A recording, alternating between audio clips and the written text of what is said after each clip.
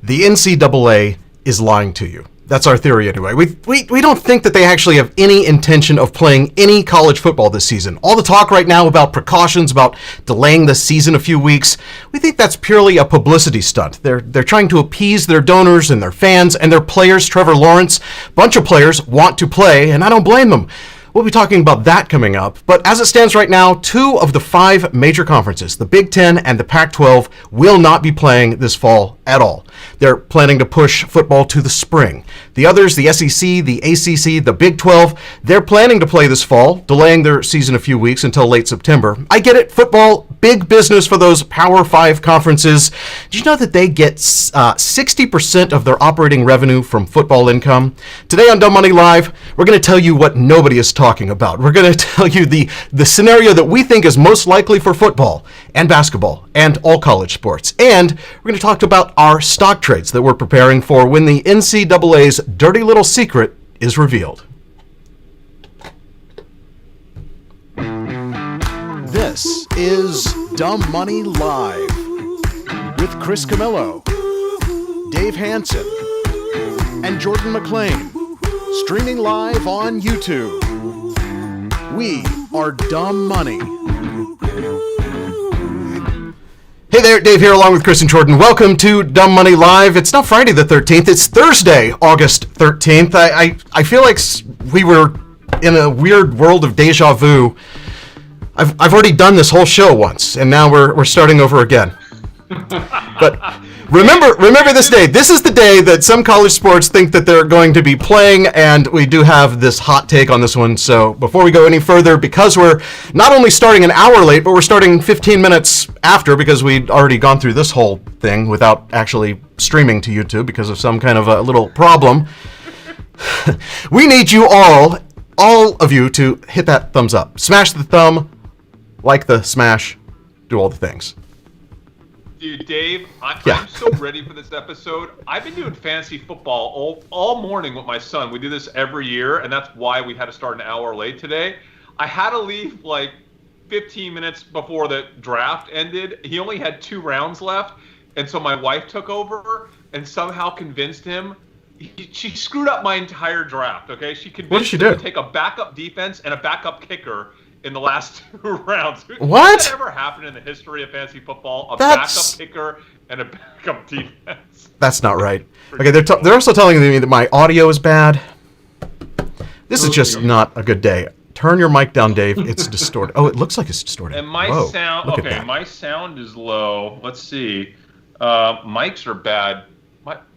Man, what's going on? We'll have to do a test episode later today to get all of our... Oh, I see what happened here. My mic. I think Skype took over my mic control. Is that better, guys? Let me know. Thumbs up if that's better. Don't thumbs down if it's not better. Just let me know in the comments. What is going on? There was a weird bit going on in the comments earlier. I forgot who it was, but there was people were trying to get everybody to like thumbs down it until Dave got it going and then switch to a thumbs up, and maybe that would be like a wave. Oh, like a wave of positive algorithm? That's awesome. Yeah. I don't know if that works or not, but... Dave is loud, Chris is soft. I'm still too loud. Why am I so loud? Rocket. Any engagement how's, is better than nothing, right? How's my sound now? I'm dead quiet. You're dead quiet. You're cranked all the way up, Jordan. It's fine. Chris and Jordan are low still, so like I don't know. We're coming off. I have you all the way up. Now I'm manually turning my mic down. How's that? Testing 1 2. Okay. Black hole. Better. Still clipping a little bit. So. Well, Dave would be clipping if he's. Nolan is here. I have the sound meter right here on the screen. This is just not our day, is it? Oh, hey man! I woke up with a big smile on my face when I saw my account. So there's absolutely nothing that could happen in terms of technical difficulties that will going to get me down today. Okay, this is a good day. Everyone's saying better now. That's better awesome. Now? Okay. By the way, so Dave, Jinx and where she we have all of our regulars really helping us out with the production. Satoshi Dave, Gerbil is on. Dave should know what he's doing. If you can't hear me, I can switch to flashcards. I just need to go get a marker and some 3x5s. I mean, or we could just give a dial-in number and people can listen to the audio by telephone. If you guys haven't noticed, Dave, we're wearing our college shirts, and Dave is wearing his NYU Film School shirt. No, this is not film school. This is the fencing team because they don't have a football team. That's so Go awesome. Bobcats! And I was thinking about wearing my SMU shirt, and I was like, no, they don't deserve any promo from me. I have such a beef with that school, and I'm happy to tell them what the beef is. But they'd have to call me. They're not going to call me. They have to call me talking about anything but a donation that they want, right? The only call I ever get from them is asking for money. They don't care about anything else. They don't care about what my beef is. They don't care about anything related to making the actual alumni program better. So, I'm still waiting for that phone call if they're listening. I could be wearing an SMU shirt right now, but I'm not. I'm actually wearing my Urban Outfitters 2003 Made Up University shirt, which I like better anyway. It's a way better design. Jordan, you're like all in on college football. This is like every year it's Jordan and A&M, man. Like, is this a big year or what?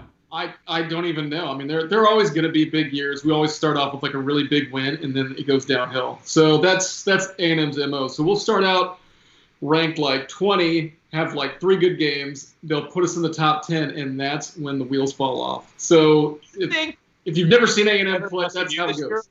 Do you think you're better? I'm not asking honestly. Do you think you're better than SMU? I don't think you are based on what I've seen. Whatever. I mean, we were better than SMU last year and every year for the past like 30 years. So I don't know what you're even bringing up. It's we're a top. I'm pretty sure that even though NYU does not, SMU is like in a B conference. You were winning a ton of games last year at SMU because you're playing nobody. But the second you started playing people is when the season went down. Then why don't you put us on your schedule and we'll see, dude? All right, I know. I don't have any control over the schedule, Chris. Long time ago, NYU did have a team, and I believe the Heisman Trophy was basically invented for an NYU player to receive that first year.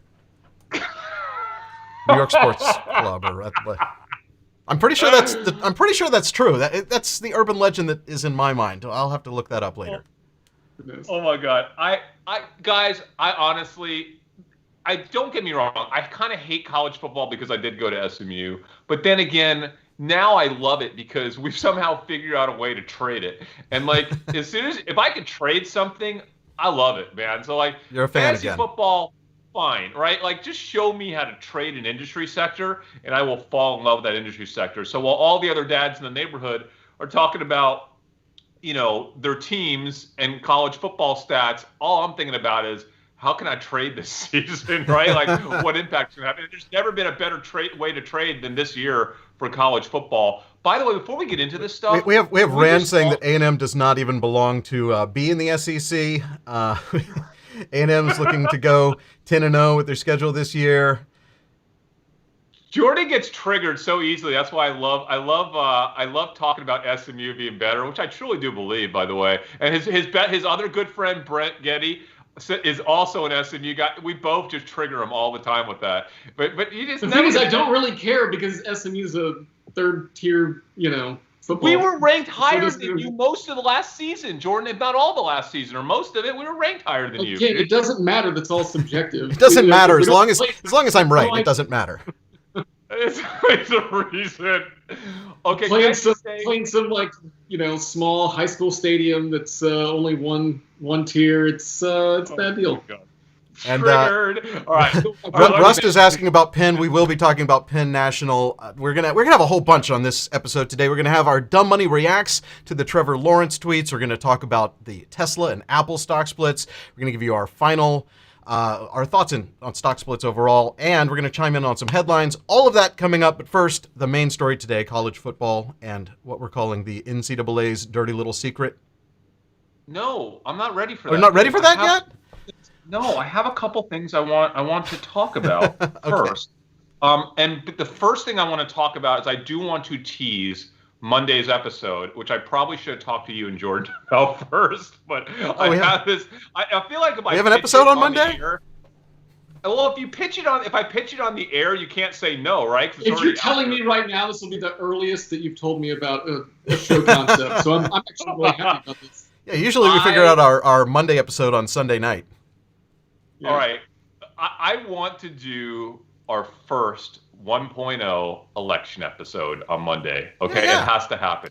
Perfect. On Monday. Okay, so if you have not subscribed to the channel and hit the little bell that reminds you of our episodes, do it now because, dude, we're gonna probably have like 10 election episodes between now and the election, and this will be the first one. So we're kind of gonna set the stage on Monday. I'm actually really excited to dig in deep. But before I even start digging deep on the election episode, I do want to get back into Discord because there's been some really good conversation in our Discord group, guys, about some trades, and I really want to give credit to where credit is due. There is a laugh track. After that last episode, he left a comment in Discord that started a whole conversation I thought was really interesting about a company that honestly I have no interest in, but I'm considering making a trade.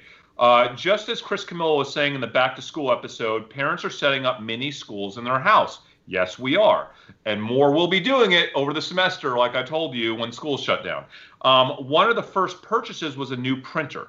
I think this runs parallel to investing in Apple because of all the new iPads, the laptops, investing in Wayfair for desks, etc. So what they're basically saying is the one thing that kids don't really have, a lot of houses just don't have them because you don't really need them, or if you do, maybe it's really old, you don't ever use it, is a printer. But if your kids are working from home, especially if they're younger kids, they need to have access to a printer because a lot of the stuff that they're doing, they'll print out like worksheets and then practice their handwriting, right? And they're doing all kinds of worksheets. So they have to have access to a printer. So the Google Trends data on inkjet printers and laser printers have spiked tremendously over the past month or so.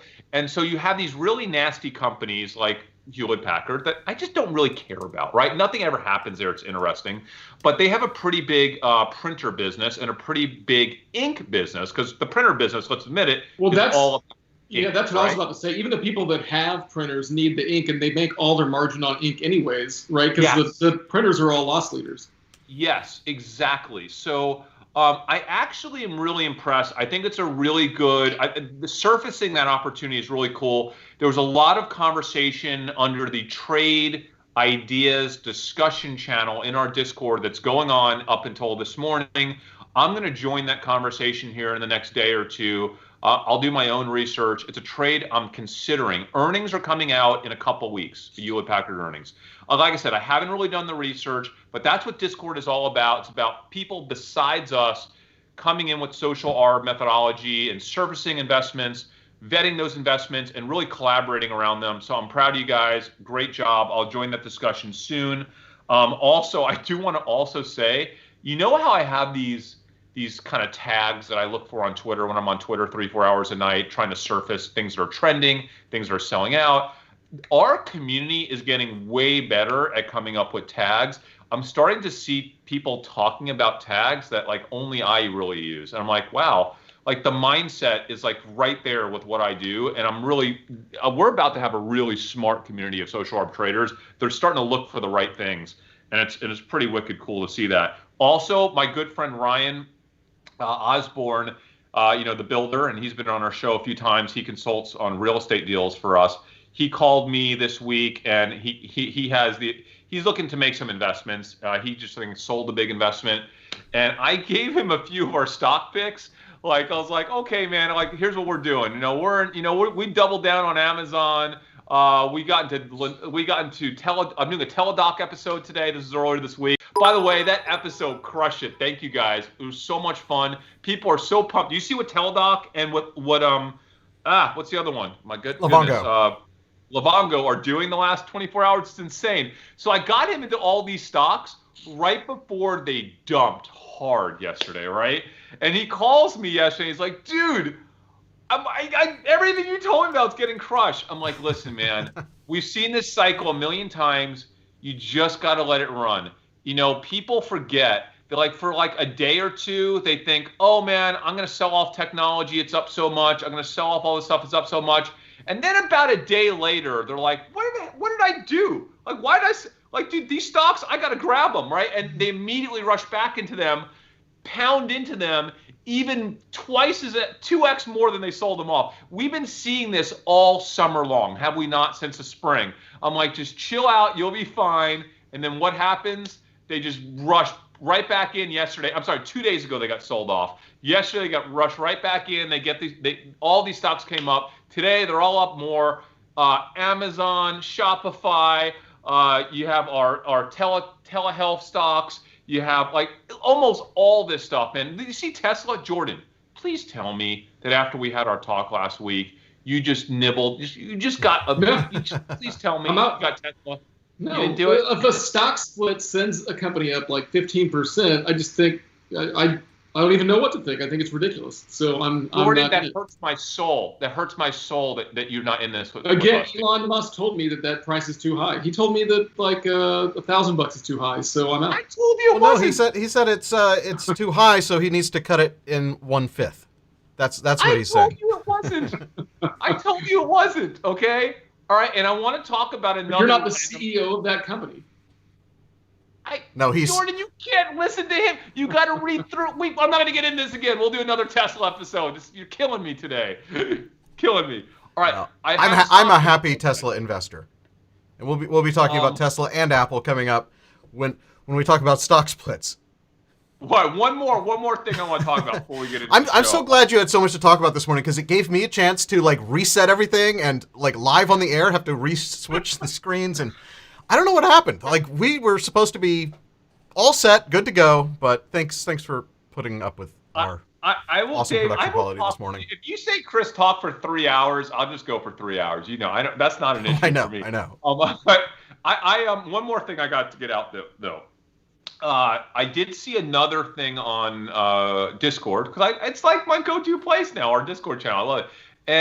And by the way, I do want to say this. I have not been on Discord engaging in the last few days. Why, do you ask? Dave, could you please put up the picture I texted you on the screen? Did you send me a picture? I texted you a picture of my our trucks. As you know, last week I asked for help mailing my books because I had so much guilt. I said I was going to mail you these books 8 months ago, and I didn't. And then the pandemic hit, and now I'm afraid to leave my house or go into a mail store. And so last week I couldn't take the guilt anymore. I think about this 24 hours a day. And finally I said, you know what? I need help. The first person who texted me like 10 seconds after I put that on the air was my good buddy Patrick, lifelong friend. Dave, your lifelong friend. Jordan, you know Patrick as well. Yep. And he said, you know what? I want to do this. I want to help you because all the money you're going to pay, I want to put into my daughter's college account and for her own savings account. And she's getting into investing. Chandler, she is amazing. She's like 10 years old and she's already investing. I love it. So him and his daughter are going to mail out 1,000 books today. I went to the storage shed. We emptied out the storage shed. He has all the books. I drove him to his house. They're uncrated. He texted me 15 minutes ago. He is mailing them out. As we speak. Okay, so 1,000 books are getting mailed out. The problem is, and Dave, I know you probably didn't get a chance to turn it back on yet, but the problem is once we got all the books picture of your trucks filled with books right now. And by the way, for those of you who don't know, Laughing at Wall Street's my book. It's 10 years old, but it's all about social art methodology. It's an amazing book, and I have all these promo copies when I bought them from the publisher, and I probably paid $20,000 to store them over the past 10 years. Now I'm just giving them out for free. I have another 1,100 books, Dave. 1,100 more. I thought I only had 1,000. I have 2,100. So I actually have 1,100 more to give away, and it's all on me. I mail them. They cost me like $6-7 a book to get these things mailed, packaged, enveloped. So this is a huge amount of money that I'm spending to get these books out because people want to read them. I want people to learn. I want them to learn what this methodology is all about. So Dave, whenever you're able to get the address to get that field turned back on, the books form, you got to let us know. And we will turn it back on, and we will collect 1,100 more names as long as you live in America. Because I can't. It's like $60 a book to send these things out of the country. I'm not doing that. As long as you live in the 48 continental U.S. states, I will send you a free Laughing at Wall Street book. That's it. Just to do it, because I believe in this thing, man. So, Dave, whenever you get the address field activated, we're going to have to announce that on the show, and we will get. You can go on our forum and complete it. Okay, guys. I'm literally adding it right now to the forum. Oh, you are. Let's just as soon as we Oh, publish wow. this, so we'll have Okay, add so street guys. address. We'll add city. Okay, street address, city, zip code, and state. state. Yeah. So basically, name, address, first name, last name, address, zip, and state, and that's all we need. You must live in the 48 continental U.S. states. By the way, it's a $25 book, and if you're done reading it, give it to a friend, or if you want, I don't care, sell it on Amazon. I mean, make some money. I don't care. Just be nice. Don't overcharge for it, please. But it's your book to keep. All I ask for is that when you read the book and you enjoy it, just to say something nice about it on social media or Amazon. Leave me a one-sentence review on Amazon.com. Put it on your Facebook page and say, this is a really cool investment book. If you want it, I'll give it to you, or go get your own on Amazon, whatever. Tweet about it, whatever, guys. I'm done. I have no books left. I have like 10 books left. That's it. I gave away 2,000, and we have 1,100 extra books to mail out. So the place you go to do this, can I announce it yet, Dave? Yes, you can announce it. Okay, it is dumbmoney.com / Nope, you're wrong. No. It's not. dumbmoney.tv / books. Nope. Book, singular. Book. I only have one redirect set up. It's okay. dumbmoney.tv / book. That's where you go. dumbmoney.tv / book. Just say you want one, put your info in there. And Patrick said that he will literally get these mailed out this week. Like, you're going to get the book next week if you do this. So I do need to order a few more stickers. So it might be towards the end of next week or early the week after, but you're going to get it like right away. Because unlike me, Patrick actually does what he says he's going to do. He's not like me. So that's it. Okay, so here again is where to go. dumbmoney.tv / book. The form still says sorry we ran out. I'm gonna update that right now. This is all done in real time. You know if I don't do it right now, it's not gonna get done. So, Dave, you know what's so cool about that? This is the book of 20,000 to 2 million, and that was written in 2011. And since then, I've turned the 2 million into 20 million. So it's really 20,000 to 20 million over 14 years or whatever it is, right? But it's so cool because when I wrote this book, I was thinking, what if my account falls apart and this whole methodology, it's really not as good as I think it is, and I just had like a really solid, run over 8 years or whatever it was at the time, 7, 8 years. And like here I am 10 years later, almost 10 years later, and it's 10x since then, So it's like 20K to 20 million. I wish I can go back and change the title, right? The 20K to 20 million versus 20K to 2 million. But the book. Well, maybe if you ever have an ebook version, you can update the title. Or maybe there's another book coming out later this year. We'll see. Well, that might be the reason I'm getting rid of these books. All right. Anyway, I have a trade that I did. But before I tell you about the trade, I need to remind you that we're not your financial advisor. Okay? We don't know what your risk tolerance is. We have no idea. I guarantee you it's less than ours. So do not do what we do. We only do the show for education, so you can be a better social arb investor, and you can learn and laugh at us, okay? But do not take this as financial advice. I bought Crocs today. Crocs. You bought Crocs? Trade. I bought Crocs today. You know why? Because a lot of my tags for Crocs that I monitor are starting to spike again. Crocs are selling out into the school year. Normally, people don't buy a lot of Crocs going into the school season, but hey, when your school is, your patio, I guess people are like, why do we need to buy the kids new Nikes? Their sports are canceled. They're not playing sports. I could buy them a new pair of Crocs for like $23, or I don't know, $12. I don't even know how much they cost these days. That will save me $30, $40, $50 or $100 on a pair of Nikes.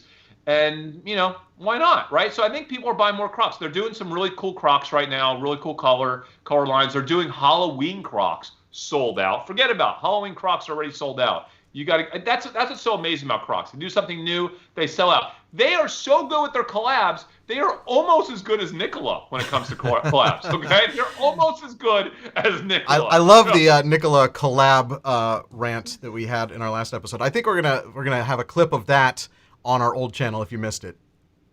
Oh, awesome. Stay tuned. By the way, I did buy Nikola. I bought Nikola, and now I'm making No, you money. did not. Oh, you're killing me. I'm back. I'm back in Nikola. You knew I would be. Oh my gosh. All right. It's up 6% today. Who knew? Who knew? I knew. No, I didn't know. But I knew that at some point they're going to start going up again. They're making their comeback.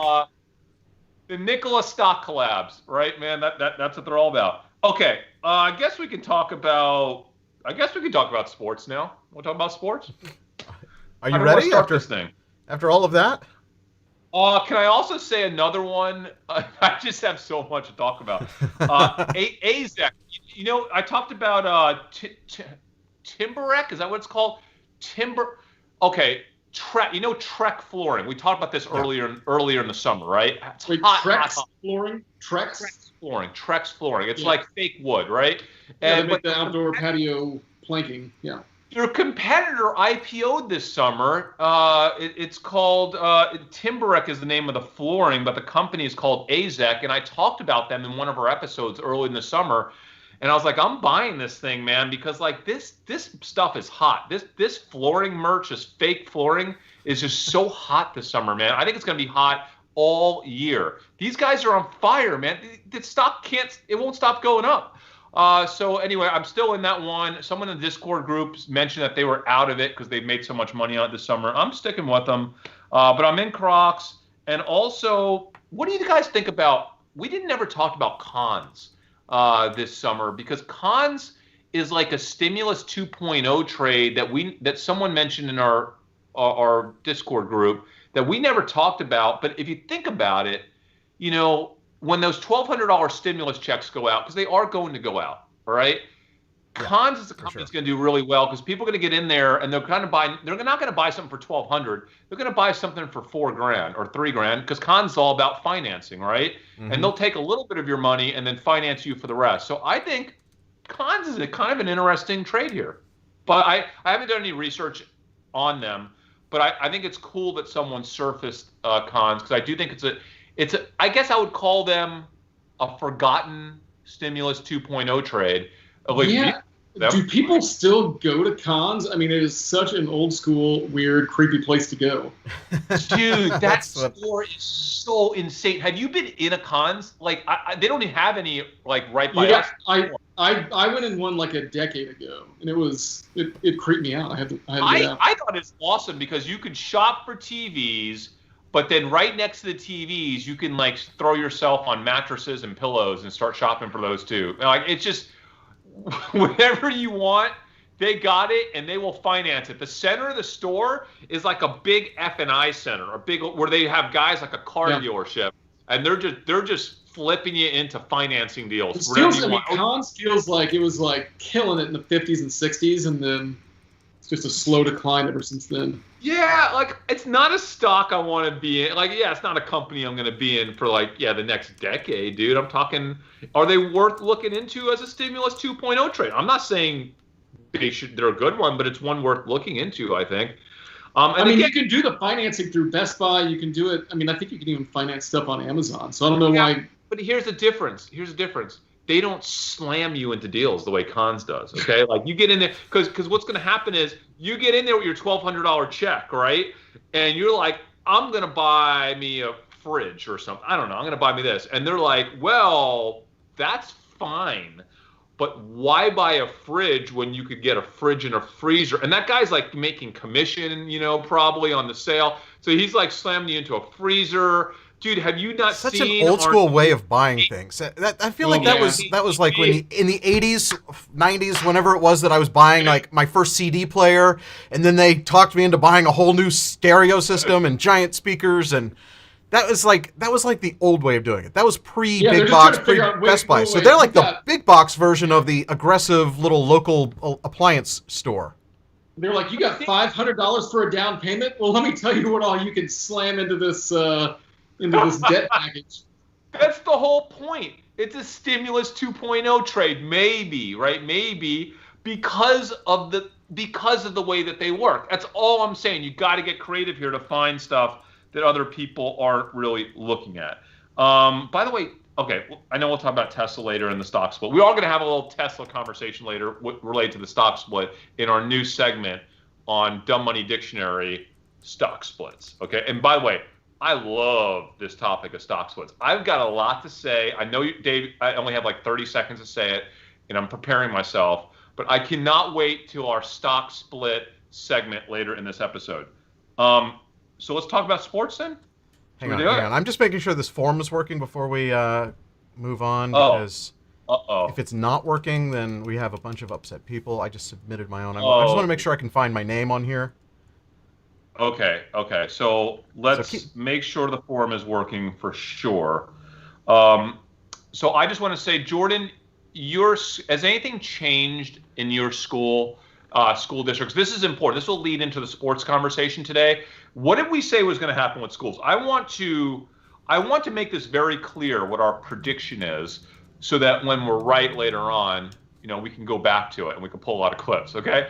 Schools may be starting in some places, and it's probably going to start, but it's not. Are you talking about the story I saw yesterday? I like how you ask me a question and then you just start talking. Going to.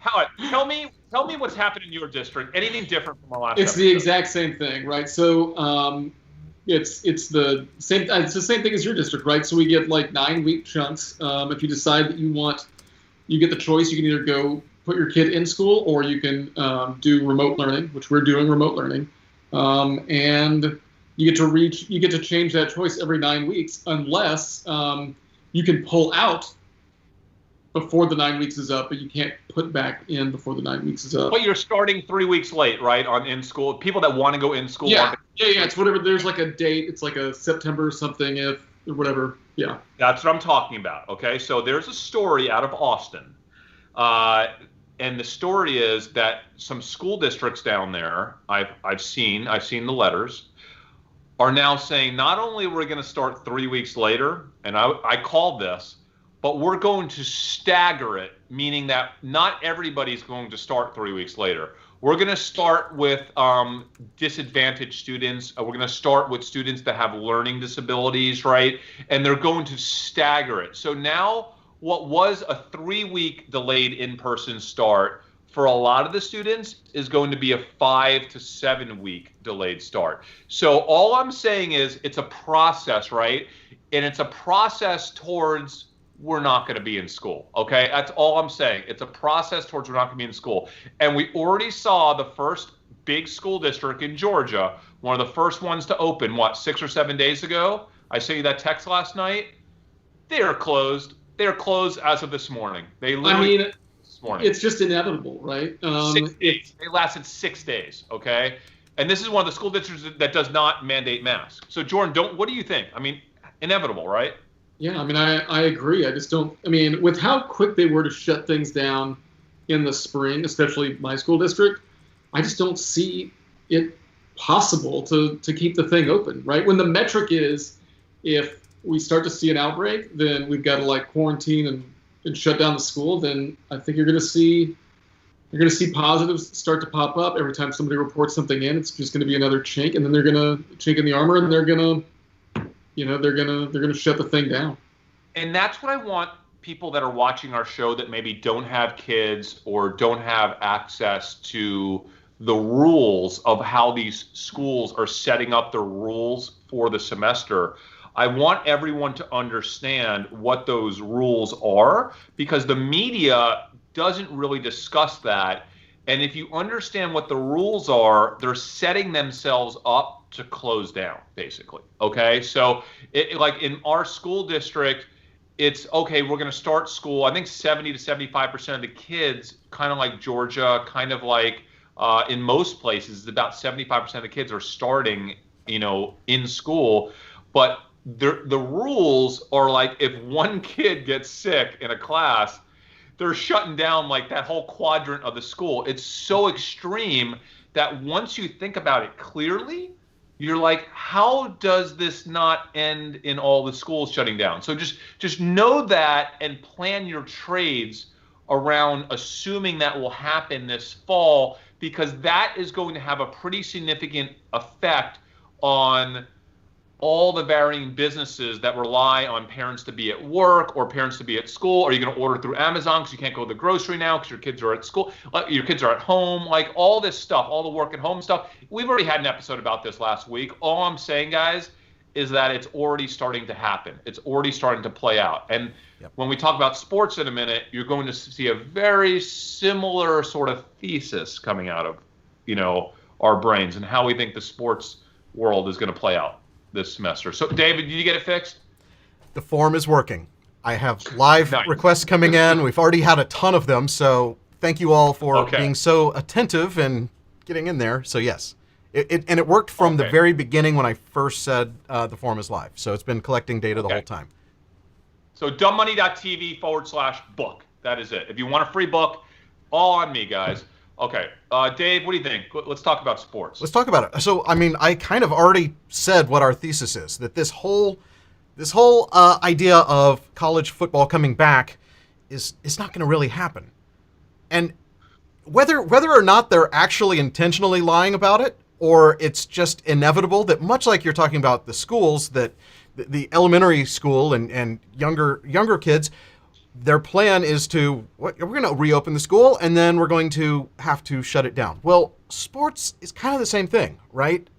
As soon as there start to, as soon as we already had 2 leagues delay all the way to spring. We've had the rest say a little bit of a delay. There's just no way that sports are going to be actually able to play this fall.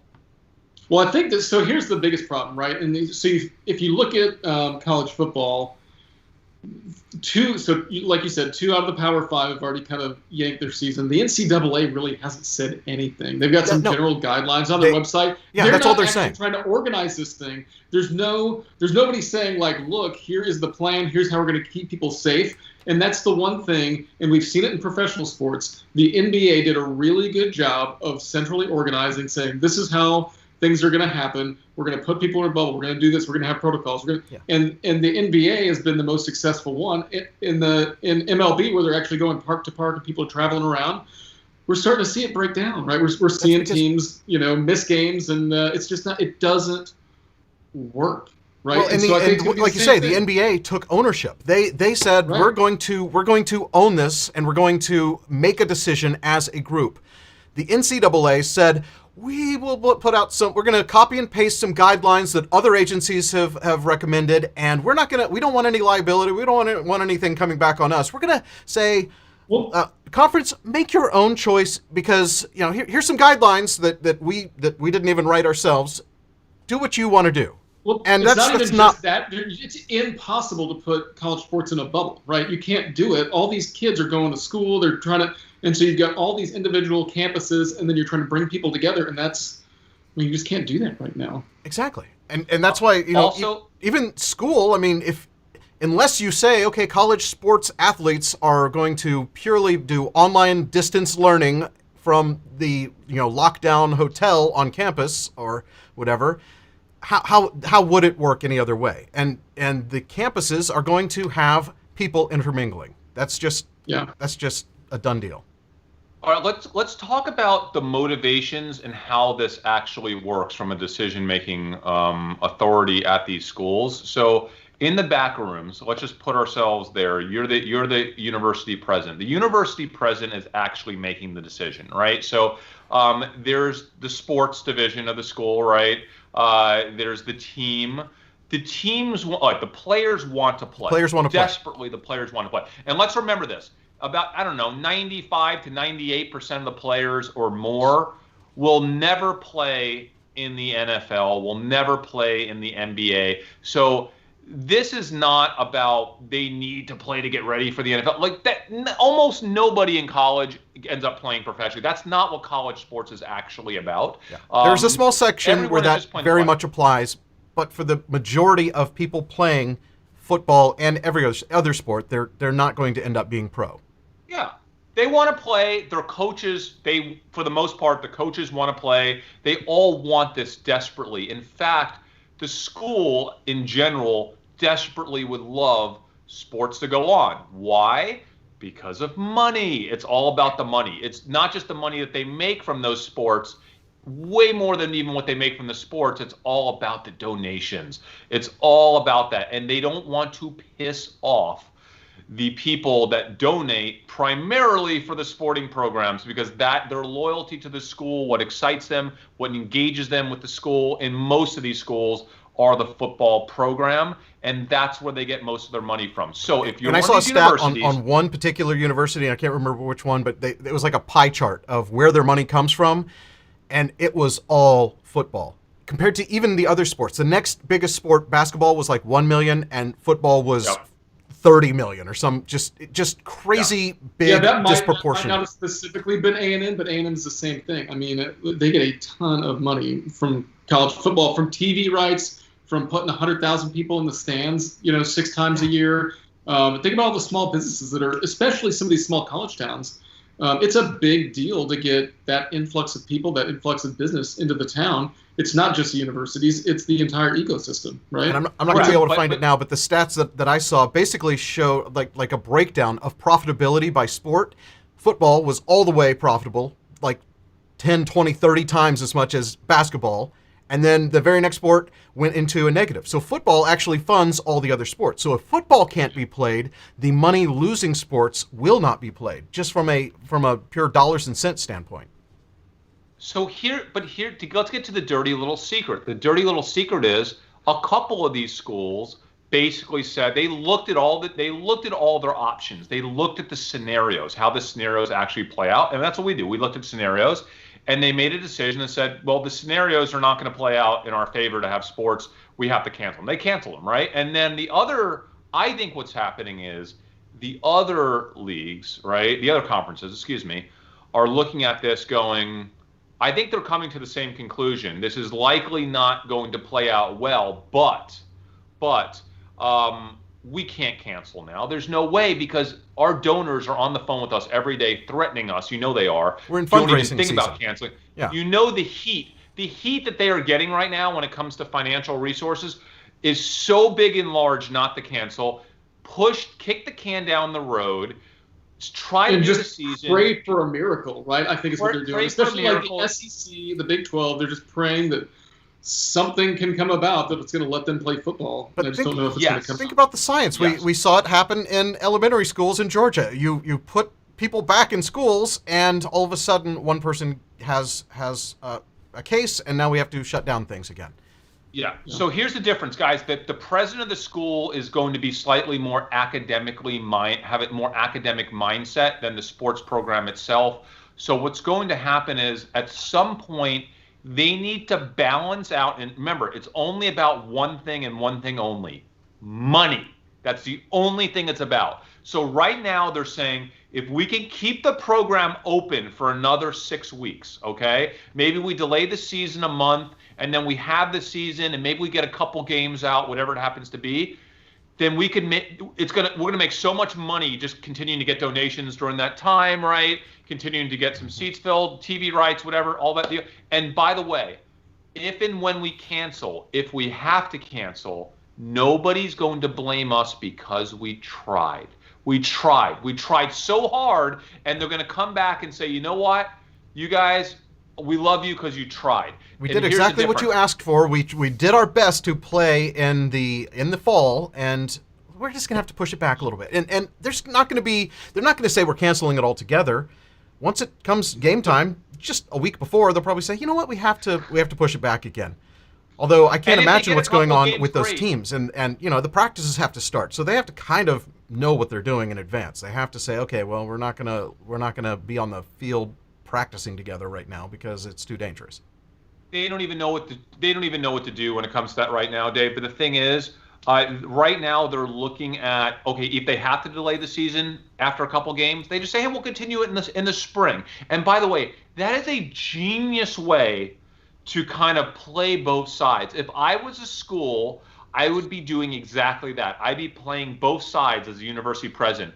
But my dirty little secret is I kind of am probably just going to cancel the season. I'm going to cancel it right before we start or a few games in, as soon as things start to get bad, because the only thing I don't want to happen is I do not want a coach to die. I do not want a player to end up in the ICU because he has some issue that we didn't realize he had that made him a highly prone person for this pandemic, right? To actually end up in the hospital. If you have enough players, you're going to have one person that is at risk, right? At risk of when they get this, they could end up in a hospital. And that does not play well for a university's long-term brand. It's not even these short-term things. So, like, let's say that, that's a really bad deal. But you're also looking at if somebody were to catch coronavirus because they played some other team or whatever, they could sue the university 15 years later if they've got some sort of long-term damage, right? And so then you've got liabilities that are sitting out years and years. And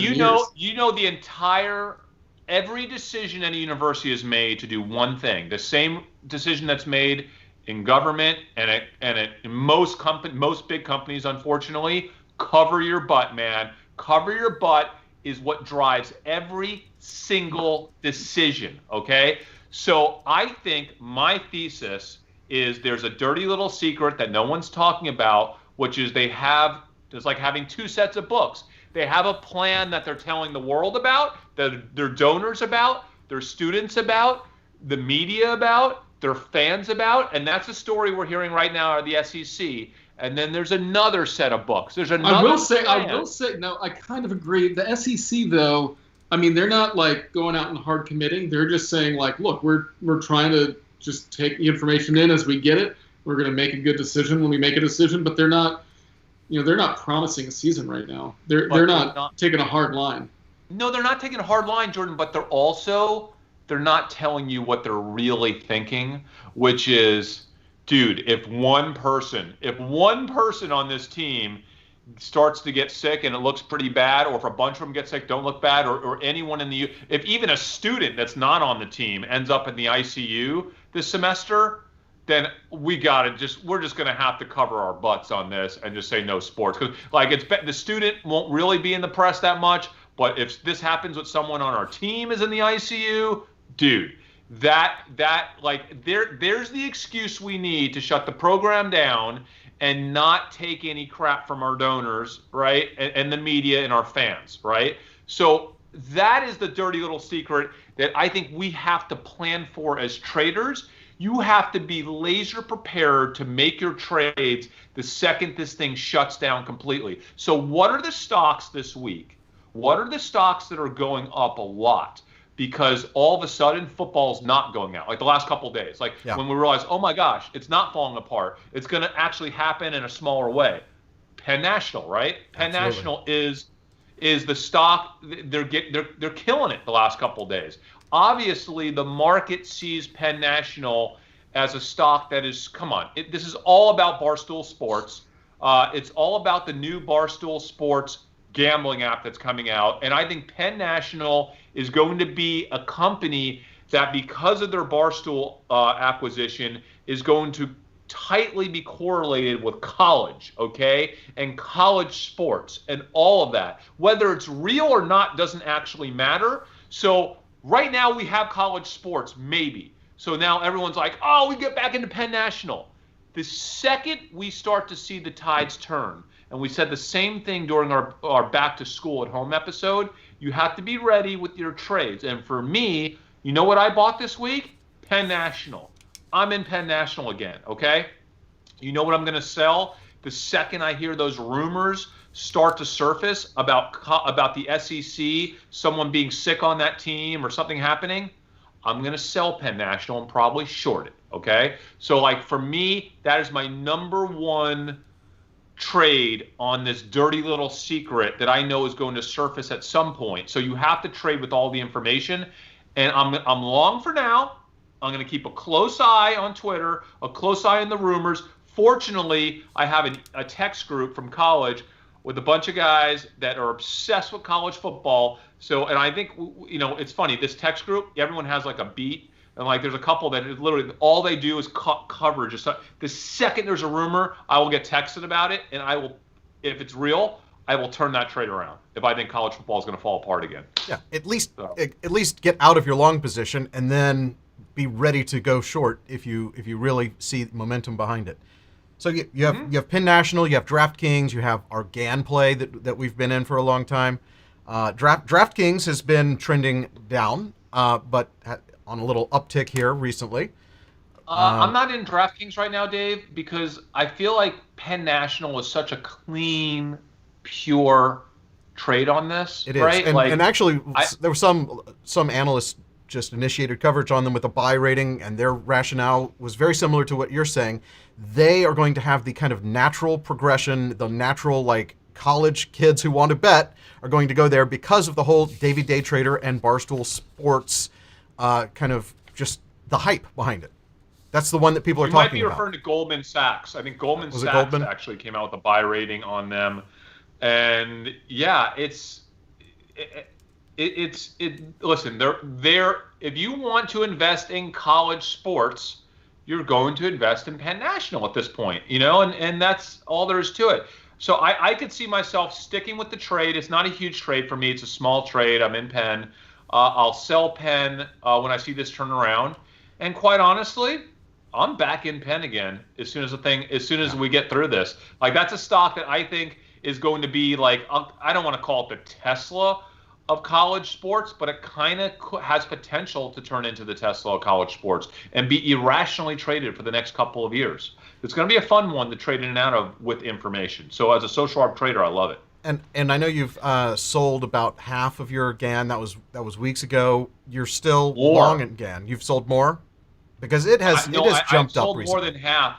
I have 20,000 shares of GAN, and that's kind of my GAN position. And like, I will keep that 20,000 shares of GAN, and if I see something super interesting, I could see myself doubling down on GAN.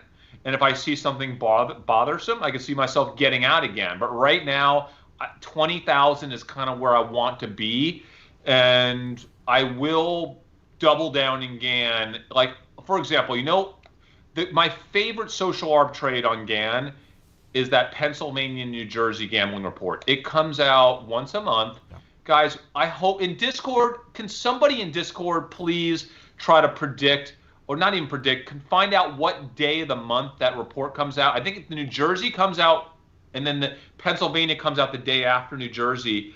That report, what's so fascinating about it is if you know what day it's coming out, you can go to the website where it's coming out and just keep refreshing it and looking for the report, because the press release doesn't get published like to the market for like 2 or 3 hours after. So if the report comes out and it looks really good that gambling revenue is up a lot, online gambling revenue, is up a lot, you could just buy GAN right then and there, and GAN pops on that report if it's a good report. If we get another good report this month, I want to be in GAN 2-3x what I am now just for that report alone.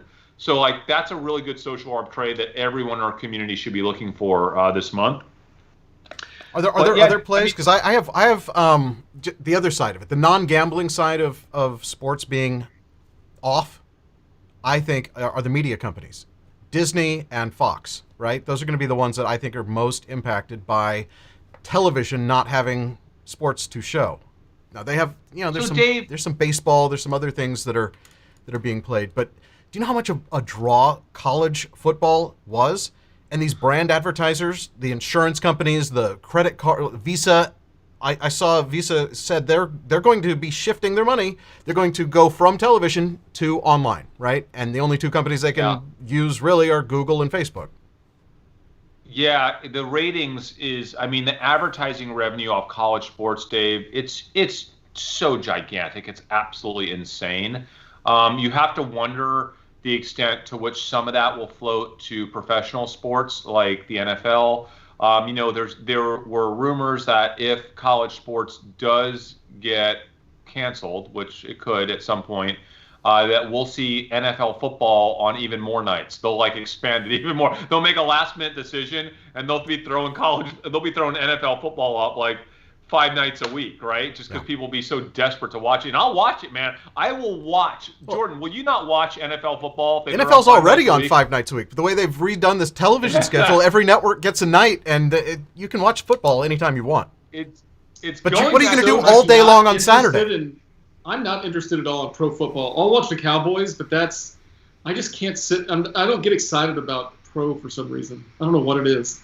Yeah, but like the thing is, people will do what they do with fantasy sports, and that's going to get them interested in pro, and they'll watch. And I think people even like my wife loves football. She doesn't like watch it intensely. She loves the Cowboys, but she loves having it on in the background. Just to her, it's like fall. It sounds like fall. Having exactly. Football. That's why a spring season for college doesn't make any sense, because you can't have a pumpkin spice latte while you're watching the game. No, you can't. So here's what I was thinking. If college football does fall apart, and it probably will, that's our thesis, right?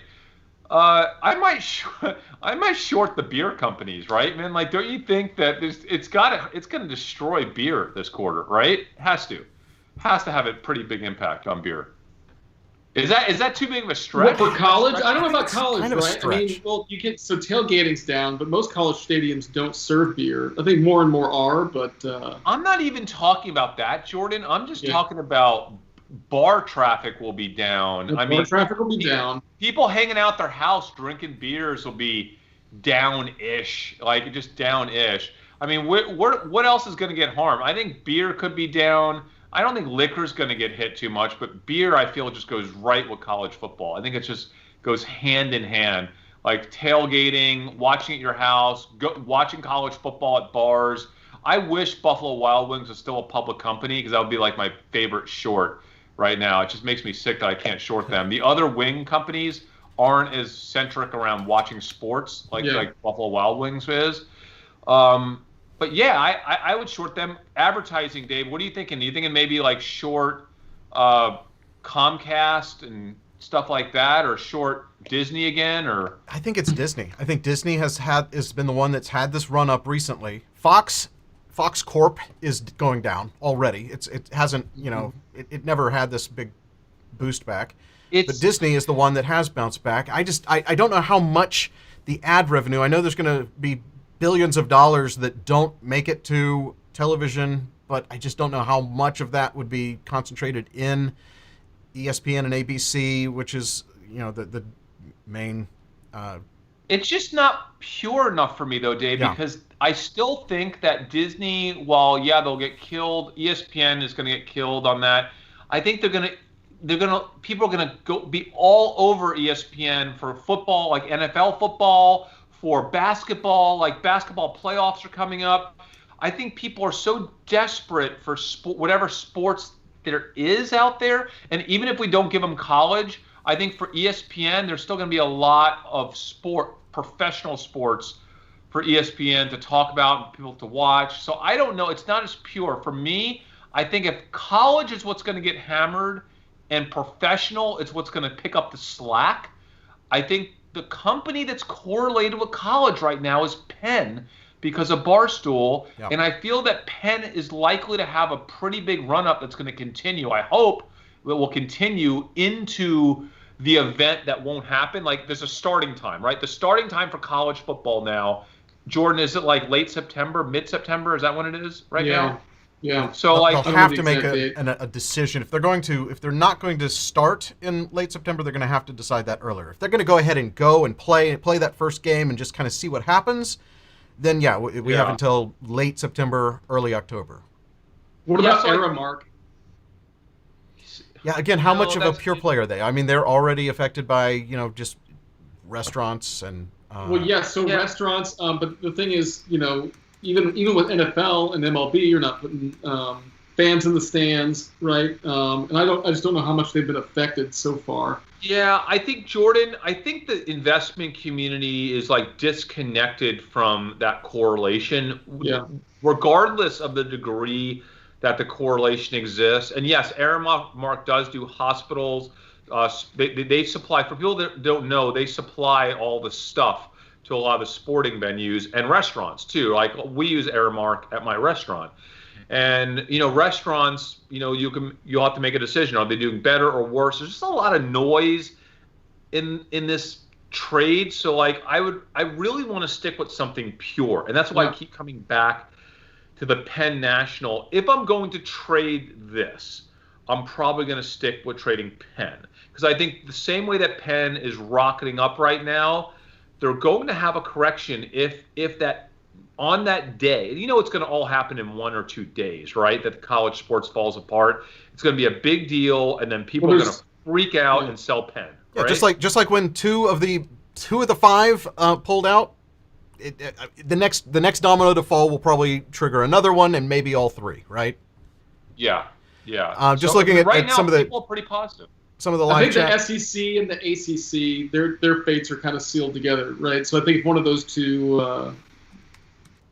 bails, I think the other one will.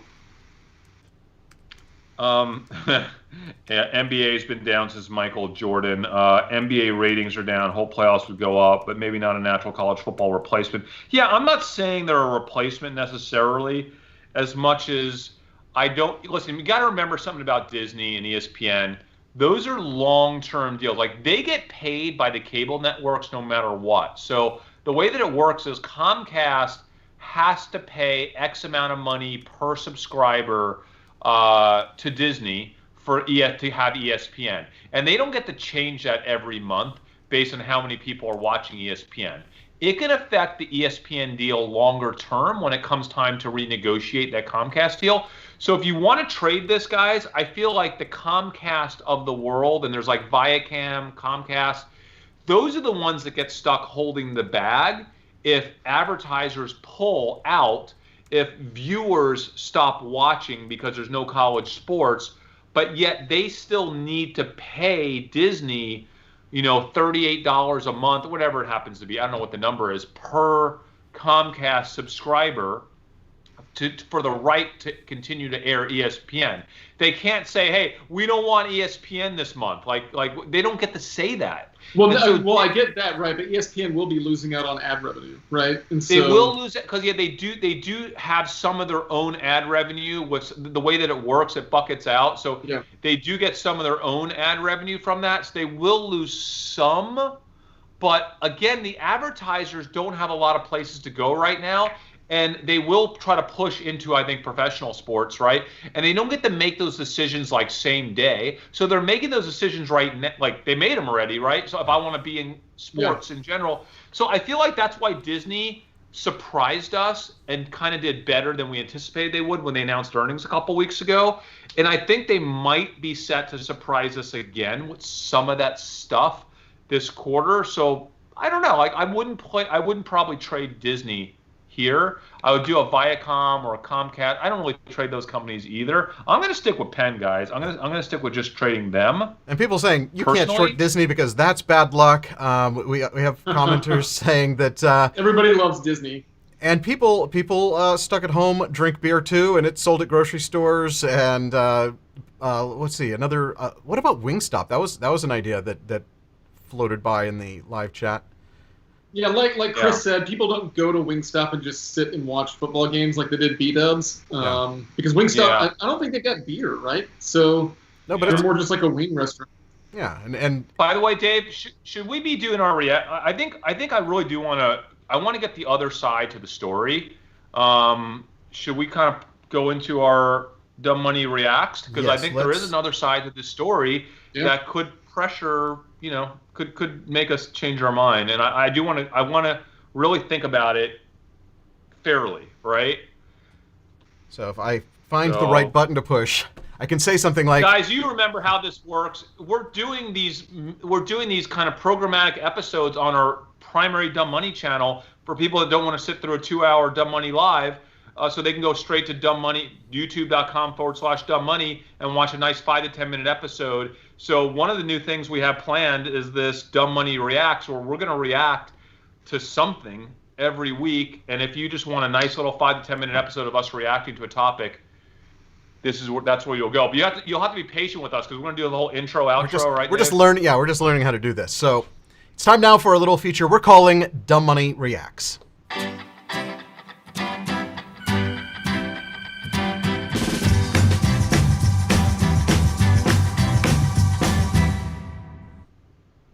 How's that for production value? Oh man, that is good. I like that a lot. So basically, today we're going to be reacting to Trevor Lawrence and his little tweet storm and the hashtag We Want to Play movement. Also known as T-Law. And by the way, I mean, the thing about Trevor is when he speaks, the world listens because he's that good, man. He's like the face of college football right now. Yeah. And man, like, you got to listen to him. And it kind of threw me off because you guys know the way I feel right now about college football and how I'm trading it. I think college football has a dirty little secret they're not telling us about. I think they're not actually planning to start, even though they say they're planning to start here in September. And if they do start, at the first sign of anybody getting sick on that team, or really anyone getting sick and hospitalized in the whole university, the president of the university is going to freak out. He's going to pull the plugs on the program. They're not telling you this, but this actually is happening right now in the back rooms of every university. They're like, dude, we cannot have someone on our team in an ICU on a ventilator. So I don't care how much money we're going to have to give up in donations at the time. We will pretend like we're going to start the season. We'll probably start the season if everything looks okay. But the second something goes bad, it's over. It is over, right? They will pull the plug. Yes, and that's why I'm trading Penn National. I'm in Penn National right now. As long as it looks like they're going to play, they're telling us they're going to play the season, or at least a few of these conferences are. But as soon as it looks like something's going bad, I'm out, man, and I'm probably shorting Penn National. But now we have this guy, Trevor, and he made a really good point. We have to look at the other side of this because the players want to play. So we're reacting right now before we've actually looked at the. Well, let's rewind. Let's look at the tweets. What's Trevor saying? Let's read some tweets. I don't know about y'all, but we want to play. That's what started this all. The hashtag We Want to Play. What else do we have here? Hang on. Can't fight a good hashtag, you know. He makes a good point. Can you read his whole point out, Dave? Because I think the kid makes a really good point. It makes a great point. Let's work together to create a situation where we can play the game that all of us love, not divide and argue. There is a way forward. People are at just as much, if not more risk if we don't play. Players will be sent home to their own communities where social distancing is highly unlikely and medical care and expenses will be placed on the families if they were to contract COVID-19. And I actually completely agree with this. Right? Yeah, because so think about it. You have a controlled environment. You can isolate these kids. They've got their own, at least at A&M, I know the football team and the rest of the student athletes had basically their own quarters. They had their own living conditions. They had their own dining halls and things like that. And so if they had good protocols around all of this stuff, and they had really good testing, daily testing maybe, I don't know, then there's a good point that maybe it's a better situation for these guys than being at home. Well, but Jordan, you said daily testing, and that's just not going to happen. I heard that football players are asking for weekly testing. NCAA has suggested weekly testing 72 hours before the games, and I heard that with the exception of like the AAC, my school's conference, SMU, they are actually doing once-a-week testing because they actually care enough to have strict protocols. But a lot of these other conferences, they won't commit to that. So you're not going to get daily testing. And as much as I get what he's saying, and college football does have the money to do this, they make tens of millions off these kids. But are they actually going to create the safe environment that they should and can create for them? Yeah, think about that environment. How safe could it be? These schools have their own medical people on board. They've got labs and things like that. There's got to be a way that they can figure out how to give these guys daily or every other day or three. I don't care, but just very regular testing to where you can isolate people that come down with it, right? And you get people in their own little bubble, like you said. You give them basically they do remote learning, but from their own dormitory. Is that what they're thinking? Is they're going to take the entire athletic the entire football team and put them off-site in a hotel or something and have them do distance learning while the rest of the students are on campus? They've already got athletic dorms and stuff like that, so they've already got ways to kind of keep these guys separate. But that's the only way, right? You've got to create a bubble in every single campus, and if you don't do that, the whole thing falls apart, right? And how secure? It looks so good on paper, Jordan. It looks so good on paper. That's what I'm saying, right? Because if you let anything break through that barrier, and you have to isolate these people on, 100 different campuses. Can you ensure that each one of those 100 campuses are as safe as the other ones? And it just gets too complicated to When's the last time you saw a college football player stay in his dorm for the semester? I agree. Okay. That's what I'm saying. I just don't think it's going to happen. If you could make it happen, there is an ideal scenario where you can lock everybody down. But yeah, a lot of times kids that are 18 to 22 don't make the best decisions either. So. He goes on to say, not to mention the players coming from situations that are not good for them, their future, and having to go back to that. Football is a safe haven for so many people. We are more likely to get the virus in everyday life than playing football. Having a season also incentivizes players being safe and taking all of the right precautions to try to avoid contracting COVID, because the season, teammates' safety is on the line. Without the season, as we've already seen, people will not social distance or wear masks and take the proper precautions. All I'm going to say is, have you ever seen, like, in the winter where they've got the lines, like the offensive, defensive lines, they shoot down the middle, and you see their breaths, and they've got the condensed, in the cold weather, you can see their breath, and it's just, like, hitting each other. I'm like, how is that safe? Where they're just, like, the linemen are just breathing in each other's faces, right? So can I just say, this kid is so well-spoken, I almost don't believe that he wrote that. Like that, he made such a concise point there. And if he really did write that, good for him, man. I mean, honestly, he's making a great point. It's really hard to debate his point other than this. And I'm going to – he's a little naive, and I respect his naivety at his age, but he's so naive because everything he's saying is right. But the schools, I hate to say it, don't really care whether the kids get sick, if they get COVID when they go home. All they care about is covering their butt, right? So, and we know that we know that all of the revenue for these schools comes from football, right? They get 60% of their operating expenses is coming from the football program.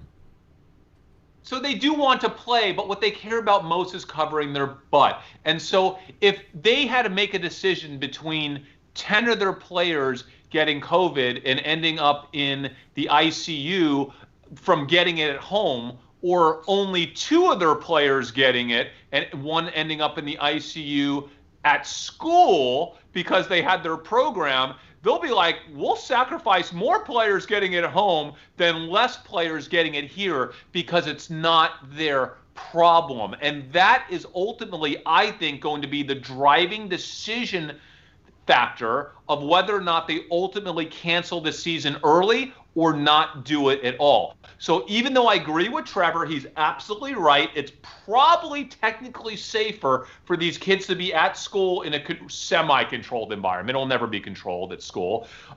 Even though it's technically safer, your school doesn't care. And as a trader, as an investor, I'm going to be looking out for that cancellation. I'm going to be looking out for the rumor that some kid is sick and the school is likely to now cancel the college football season. And that, I think, is a trade for us. And my trade, as you know, it's Penn National. The second I see this thing falling apart, and I think it will, I'm going to sell my Penn National and probably go short Penn National. Yeah. Sometime in long the next pick Penn National now and switch positions, sell and or just completely short it as soon as there's the rumor that this is actually going to either be delayed or canceled altogether for those other 3 big conferences. Yeah, because Penn National's college football. It's Barstool Sports, man. Barstool Sports, college football. That's what you got to trade into this situation, as far as I'm concerned. But Jordan, they do pro also, right? I mean, so Barstool's not just college. That's probably a good chunk of it.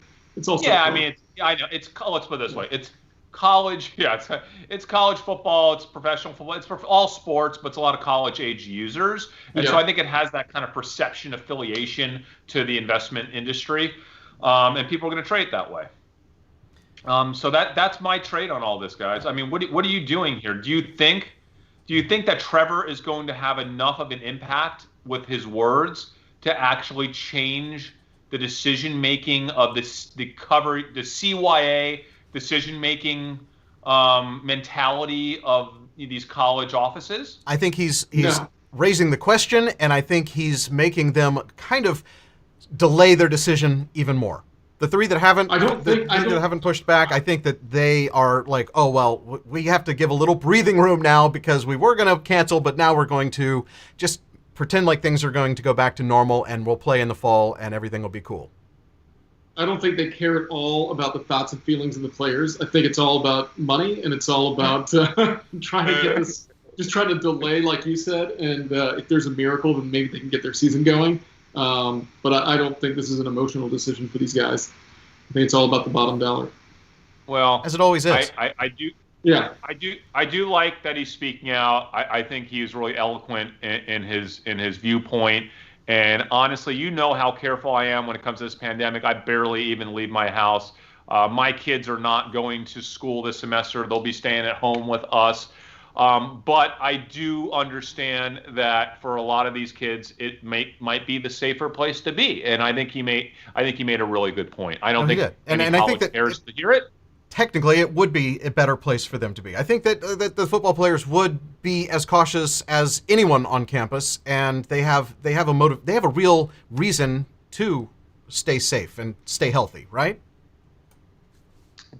Yeah, but you got to remember something. At that age, they're missing that thing in their brain, Dave, that allows them to understand risk. So they just don't care. They don't care. It's a Friday. You're only in college for so many weekends, okay? Yeah. It's like this many weekends. And every time a weekend goes by and you stay in your dorm because your football coach told you not to go out is one weekend less. And if you're in the 98% of players that are not going to the NFL, screw it, man. I'm going out, dude. Like, you're going out. They're going to go out. Do you realize that NFL players couldn't even hold? They're grown-up men with families making $20, $30, $40 million a year, and they can't even control themselves. Do you think a 19-year-old or a 21-year-old playing in college is not going to go out? Not going to happen. So, like, the whole thing's kind of weird, but it's not happening anyway.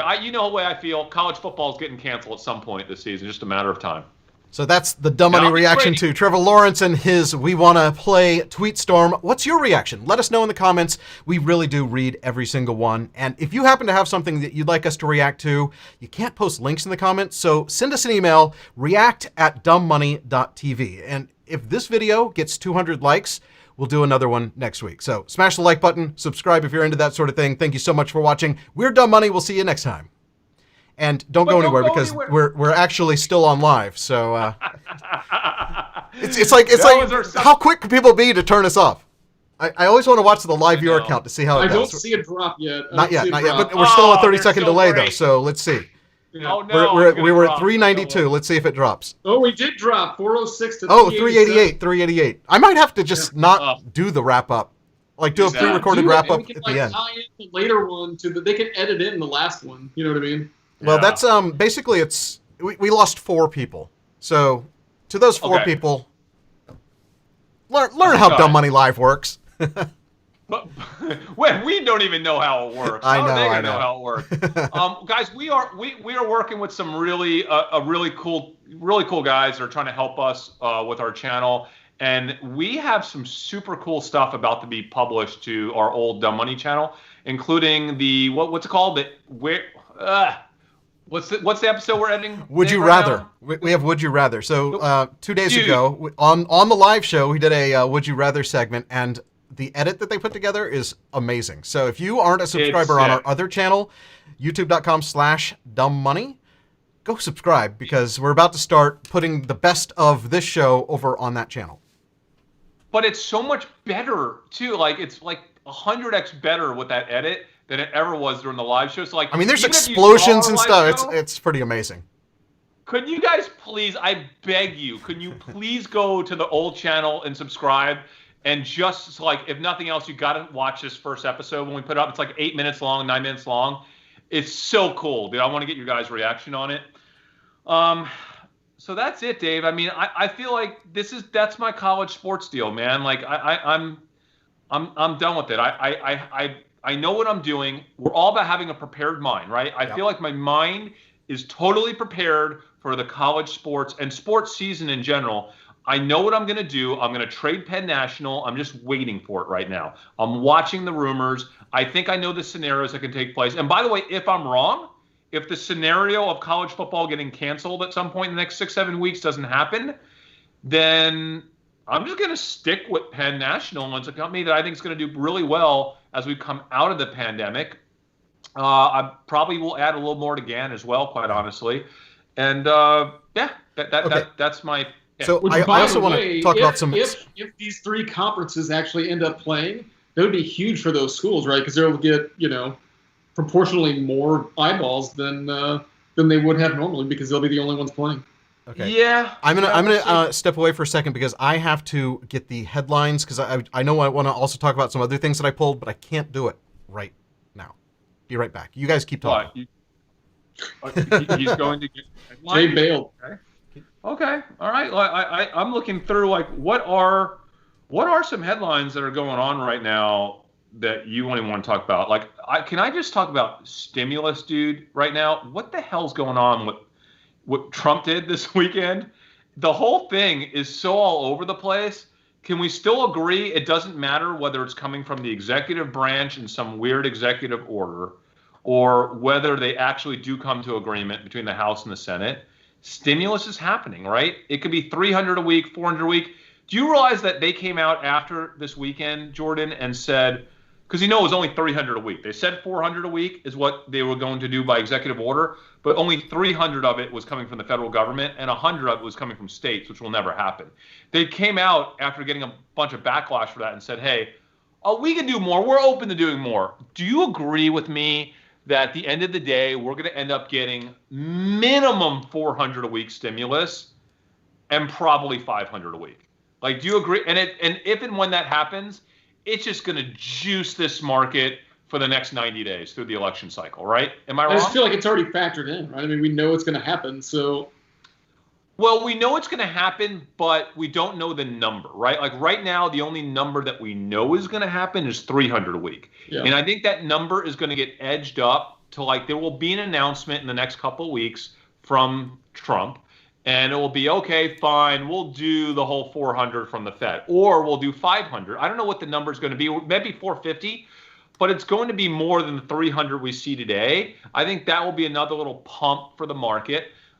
When my buddy Ryan called me, he's like, hey, what's going on with the market falling apart a couple days ago, at least the tech stocks? I'm like, hey, listen, there's so much juice coming into the market between now and the election.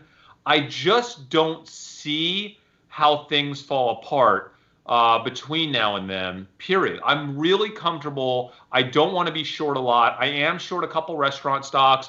I am short a couple little things like Ruth Chris. I'm a little bit short. But for the most part, you know it, man, I'm just super long between now and the election. And I'm not going to tease the election episode too much. But let me just say, I know. But let me just say, I almost think, with the exception of one scenario that might play out, which is unlikely, that you almost can't lose going into the election, okay, with how all the different scenarios, just in terms of overall market. Okay, Dave, what do you got? What kind of headlines do we have? I now have some other things that are moving the market that I just wanted to we could just run through these, and it's not an official reacts, but these are some very topical things that caught my eye over the last 24 hours. If I can find the right button to push. There we go. And that button. Okay, so this was from the New York Times. The coronavirus toll in the U.S. may have already exceeded 200,000. They're saying that 200,000 more people have died than usual since March. That's 60,000 higher than directly linked to coronavirus. And this is something that you talk about all the time, Chris, that excess death count being the one metric that tells the whole story.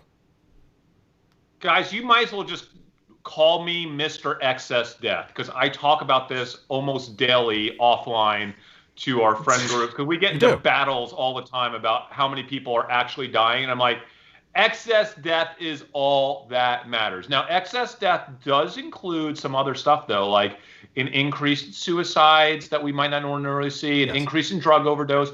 We've lost a lot of people that we know this summer, not a lot, but a handful of people to drug overdoses. But most of those would be classified, right? What? Most of those would be classified, right? No, they still get counted as death. So excess death is just all the death. Okay. Oh, that are over the trend line. Yeah. Yeah, over the trend line. And the excess death, the thing that people don't realize, it also gets bigger. It's like a slack number. So they'll add additional. Some precincts count deaths more slowly than others. So the excess death for like June, we don't even know what it is yet. Like it's going to go up higher than it is right now. I've been saying we're at over 200,000 for months. I know we're over 200,000. There's no doubt in my mind we're over 200,000. And this is really interesting, I thought, to see the breakdown of South, West, Midwest, and Northeast. You see the Northeast had this huge spike April, May, and then it's dropped down. The South has had kind of this rolling wave that's accelerated near the end, as has the West. And the Midwest had a smaller version of what's going on in the Northeast, where there's a bump and then a kind of trail off. So at 200,000, I mean, we're starting to close in on like 0.1% of the population of the United States. That's a lot, right? It is a lot. And also 200,000, it's a number that catches headlines. It makes me anxious because I really don't know how I feel going into the deep fall season when it comes to overall market as we're going into the election as it relates to the pandemic, because I do honestly feel that it will get worse before it gets better, but right at its worst point, I don't even care. I got to go so long on this market. I'm already so long on this market because I feel we're going to come out of this thing in the spring, summer. We are going to have vaccines. I don't know who's going to take them. That's another big issue, guys. It's like I hear so much anti-vaccine stuff right now. I'm nervous that no one's going to take the vaccine. But I do feel that we're going to come out of this thing in the spring, and I got to be long our rebound stocks. Like I got those recovery stocks, the travel names, Live Nation, Avis, the cruise lines, the airlines, Sabre, all that stuff. Like at some point in the next 90 days, I'm going to make a decision and just really hammer down on those things. I'm going to go in really hard on that. And picking that point when you want to go down hard, you can't be late. I'd rather be a little early than a little late, right? So we really got to monitor. I think back to school is going to be a disaster. And at that time when it all falls apart, right then, right there, that's kind of going to be the moment, don't you think? That's your big moment to pounce. Absolutely. Yeah. So I'll be looking for it. Hang on one sec. Is my microphone level terrible again? I cannot figure out what's going on today. I just looked over and I was I can't tell because you sound great to me, but then you sounded great the whole time. So well, yeah, we can never tell. I'm not seeing people talking about it. Let me know in the comments. Let's put this chat thing back on the screen. So by the way, speaking of you got another one, Dave? Yeah, this also from the New York Times. This is, we are the guinea pigs. Hollywood is restarting the blockbuster machine. Apparently they are resuming filming for the Jurassic Park movie over in the UK. This is the chance for the movie industry to see if it can move past the financial woes caused by the pandemic. You know, that's interesting, Dave. I feel like that's a hugely good sign for companies like Netflix, obviously, also Disney, because that was a big overhang if they weren't able to pick production back up this fall. Yeah. Like if they can't pick production back up, that was going to be a massive, massive issue for these stocks come next summer when they run out of program, quite honestly. So yeah. As a Netflix stockholder, I'm really happy to see that. I would consider going even longer into the Netflix into the fall, but only if I see some hit shows. I have to see some mega hit shows. As you guys know, the way that we trade Netflix historically, and it's almost always worked for us, is you can have a base position in Netflix or not have a base position. I have a small base position. We monitor every single Netflix show, and if we see a show kind of surfacing that is an anomaly, it's hitting a new demographic, a new sector of the world, It's hitting in a way that other shows haven't really hit before. That's when we go in heavy on Netflix, because that's generally what drives new subscriptions and what drives older subscribers to re-up their subscriptions for that quarter. So right now, guys, I'm kind of waiting. I know they have some good shows, but I'm waiting for a real mega hit. And if I see that, I'm going to pound on Netflix now that I know that they are picking up production again. And hopefully it's not just one or two shows, Dave. Hopefully they're really all going to start picking up again. Yeah, I think the problem is, so if they start production now, how long does it take them to get, from starting production to getting that show live on Netflix? Well, for big blockbuster movies like this, like Jurassic Park, that's a very long process because they have to draw a bunch of digital dinosaurs. But for a lot of the Netflix shows that have less, that are less effects driven and more just shot on location with minimal like effects and stuff added in post, it's a way quicker cycle. But I think that what you'll see is there will be a slowdown in the release schedule for all of these things. They've already kind of figured out that, okay, we have this many shows, we're going to have to stretch it out as far as we can. The theatrical releases have started to come to direct pay-per-view or order video on demand services. But I heard that, like, is it AMC that is trying to do a theatrical release for one of the big blockbusters? I can't remember what it was.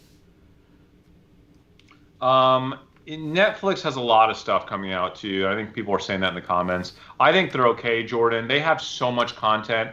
The only issue for like the Netflixes of the world is if they had to be out of production for a full year. Like getting out of production for a year would have hurt. Getting out of production for 6 months, they can make that work. They can accelerate some things. Like, honestly, Netflix has so much in production, Jordan, that if they were cut by 50%, you wouldn't even realize it. You would still be blown away by how much new stuff they have coming out every quarter. Like, I can't keep up with it. It's so insane. I can't either. How much they actually produce. And between all of the things that you watch now, like to have your Apple TV originals, to have your Netflix, to have Hulu, like there's some Hulu originals that are really good. And yeah, I'm surprised every time I try one. It's like, oh well, I'm kind of hooked on this show. There's one I'll have to remember the name, but it's one that you would like, Chris. Okay, yeah. Let's see what else. I have to say too, I really hope they get Stranger Things back, because that's like our show in our house. That's like me and my wife's favorite, one of our favorite shows. Okay, we've already talked a lot about this. Here? The postponed college football games could disrupt the $1 billion TV ad business. Fox and Disney own ESPN and ABC, prepared to take another hit from the pandemic, as they already are affected with shutdowns and delays. Yeah, we talked that to death. It will happen, but it's a muddy trade, and everybody's already in on it. So how are you really going to trade it? Like it's not something I think it's not an easy trade at this point. U.S. weekly jobless claims fall to under 1 million for the first time since mid-March. So, what's interesting, guys? Those are new claims, right? This is new claims? No, this is weekly jobless claims. So that's the ongoing weekly. I thought we were like way above 1 million. No. It's how many were claimed in that week. Yeah, the ongoing is like 15 million or something like that, right? Yeah. These are new. Yeah. These are new jobless claims.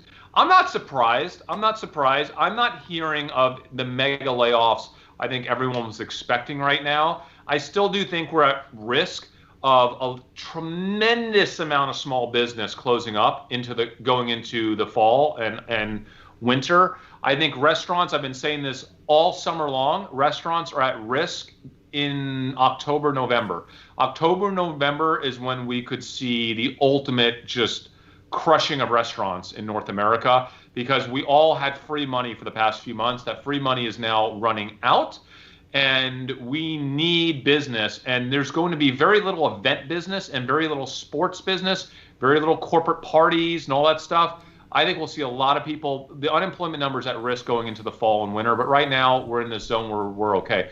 By the way, guys, can I just say I'm really happy that my restaurant is doing, this is crazy. And I know we have a big outdoor section, a big backyard. Mm-hmm. Chelsea Corner in Dallas. We are doing more revenue on Sunday, Monday, Tuesday, Wednesday, and Thursday than we have ever done as a restaurant. Is that unbelievable right now? That is unbelievable. The only thing that we're doing worse at is Friday night and Saturday night, because we don't open as a bar. Like the bar, we don't allow it to be a bar late night, so we're losing all that business. But our actual like dining business, for those restaurants are able to be open and that are able to create a safe environment, I'm seeing the public is willing to go out. Like they're willing, at least in Texas, they're willing to go out if you're safe, and we're very safe at our restaurant. You know, like I watch my kitchen on camera, and our kitchen staff is wearing masks in a 105-degree kitchen all day long. I'm so proud of them for doing that. Yeah, but if you think about it, like in the city, how many restaurants can you think of that have a big outdoor seating section that you would actually want to go to? You have the most beautiful outdoor patio in the whole city that I can think of right now, right? We could be an anomaly. But you know, I think of the places that are open, they're gonna do well. Places that have to close, obviously, I think they'll have layoffs and bankruptcies. And a lot of smaller restaurants, you're right, Dave, if they don't have the type of food or the type of atmosphere that people feel safe going to, they're going to be closers this next quarter. And we'll talk about that. We'll have a standalone episode on restaurants when I feel that there's going to be a major swath of bankruptcies. It'll probably be October, November-ish timeframe. I do have more headlines, but I also want to talk to our chatters. So Pablo wants to know, you had Sportsman Warehouse as a stock you're in. They have earnings coming up on the 26th. I don't check. It's a stock that I don't check because it's a very small holding for me. But they crush it. I can't, look at this, man. Look at that stock chart. It's unbelievable. Listen, it's a small holding, so I don't really think about it too much. But I do own it. They're going to crush it. Why? People continue to buy guns and ammo. I've been saying this all summer long. It's like my number one social arb sector trade is guns and ammo. And if you layer on, what is the safest thing? And I'm not a hunter, guys. Like, I don't believe in, I don't want to say I don't believe in it. I believe in hunting if you do it the right way and you eat all the stuff. I believe in it because I eat meat, right? So I have to believe in it. I just don't personally hunt. But I think, is there a safer thing to do this fall than to hunt? I mean, if you're looking for outdoor activities, right? I think playing golf, I think hunting, I think there's several things you can do with a small number of people outdoors. Yeah, listen. I love Sportsman's Warehouse. I'm not actively trading it into earnings. I think honestly, I could see myself selling a bit just because it's gone up so much, and I think the information is out there. It's not about how much the stock went up as much as it's about people are talking about it now. We're not the only ones talking about this anymore. Everyone's talking about it. So how much, how much can you really arb that trade at this point? Yeah. I don't really know. So I don't want to have a strong comment, but I do love Sportsman's Warehouse right now. Let's see what I've got here. Okay, this should hit close to home, Chris. Peloton slips after Apple reportedly eyes a fitness product. Peloton shares slid 4% in pre-market trading Thursday after Bloomberg News reported Apple is planning to launch a service bundle that includes virtual fitness classes in October. The bundle, with a working brand name of Apple One, will allow users to subscribe to its digital entertainment and productivity offerings at a monthly rate, according to Bloomberg News. Awesome. Let's do it, Apple. Let's go. I'm ready. I bought more Peloton today. I bought 40 contracts, $65 contracts of Peloton, August, monthly expiration. Let's do this, Apple. I turned a little bit anti-Peloton just because of many reasons. You can watch all of those, but let's look at Peloton since I turned negative on it. Oh, no, I actually really like Peloton. There's a lot of things that they have going for them. I just don't think it is a well-managed company. Yeah, I think it's a great product. I don't think this is necessarily bad news for Peloton, right? Because we don't see that Apple's really putting out a huge device yet, and that's kind of Peloton's bread and butter is the tread and the bike and all that stuff. Peloton is all about the subscription, and Apple is too. Right. So it's the services revenue that both of them. Yeah. I mean, I don't know how much their markup is on Peloton, a. You've already spent $2,000 on this bike, and so you're gonna use it. You're gonna pay the $40. With Apple, it's just another subscription product. Every 2 years, I have to buy a new one of these because they've added 2 more sensors. I've had mine for like 4 years, and it's still fine. I love Apple. Yeah. I love Apple. I want them in this game. Why do I want them in this game? Because they'll buy Peloton. One, I want more eyeballs on this game. This is nothing but validation, okay? Yeah. This is massive validation for the sector. If Apple, and by the way, Apple is slow. They are so slow. So if they get in this thing, they are going to tippy-toe into it, okay? And you know what? If Apple really starts to buy into this, awesome. If they look at hardware, awesome. You know what they'll likely do? They'll likely try to buy Peloton. Or if they try to do their own, even better. Do you know what that means in my world? Google's going to try to buy Peloton. I don't care. I want Apple. I invite Apple. I love Apple. Get into this sector. Hype this sector, okay? If Apple's getting in this sector, that just shows the world that Peloton is right. Either an acquisition target for either Apple or Google, because Google's going to have to get in it if Apple gets in it, or just have Peloton be the standalone against Apple. I don't really care. I love it. I use this news and this drop to get in to double down on Peloton, because you know what? I wanted to get buying in more deeper on Peloton. Yeah, I wanted to get in deeper, and I got in a little deeper a few weeks ago. I'm out. I lost money on that, and I'm just going to go in a little deeper here, going into earnings. So I don't care. All right. So we also have some tweets that I pulled. So to put things in perspective, Fed stimulus sends U.S. stock market valuation soaring. S&P 500 price to earnings ratio trades in tandem with the Fed balance sheet. I just thought that was, you know how much I like charts and graphs. Isn't that pretty remarkable? So what is this? So in white, it is the S&P 500 price to earning 12-month forward chart, and then the yellow is the Fed's balance sheet. Are they in sync? They're pretty much perfectly in sync. Pretty much, yeah. So it could be. Yeah, I mean, I would call it. What do you call it? Just like chart, like when you like pushing something together. Yeah, you can always find two charts that line up, but it's an interesting observation that as the Fed just dumps more money out there, the S&P's a bit of possibility of having a high price to earnings ratio. But the thing is, there's more dollars that are fighting over the same stocks, right? And so it makes sense because there's more dollars out in circulation. The other thing is you really can't buy bonds right now, and so a lot of people that do that are probably switching over to stocks just because they can actually get some yield. All right. Someone made a great comment. I don't want to go back on your last deal, Dave, with Apple, but Apple didn't kill Spotify. They won't take out Peloton. I totally agree. And that was Mr. Gertrude. I'm totally with you on that. Spotify could not be stronger, right? So, yeah, totally agree. All right, next one up. So Squawk Box this morning tweeted about the Goldman Sachs. We kind of already touched on this, but initiating Penn National at a buy, $60 price target with Dave Portnoy's dual Presidente's ability to acquire sports gamblers at a lower rate than any other in the industry. I just thought that was... Yeah, welcome to the party, CNBC. You're like 5 months late on that tweet, but thanks. All right. Okay, so this next one from Zero Hedge. Apple is launching unprecedented second bond offering to fund billions in buyback. How much will the Fed buy? So this is the first time since, I believe, in several years that they've actually done 2 bond offerings in the same year. And the thought here is that interest rates are so low, why not put out these bonds, low-yielding bonds, let the Fed buy them, and then we'll buy, Apple, the company, will buy their own stock back, and it will soar.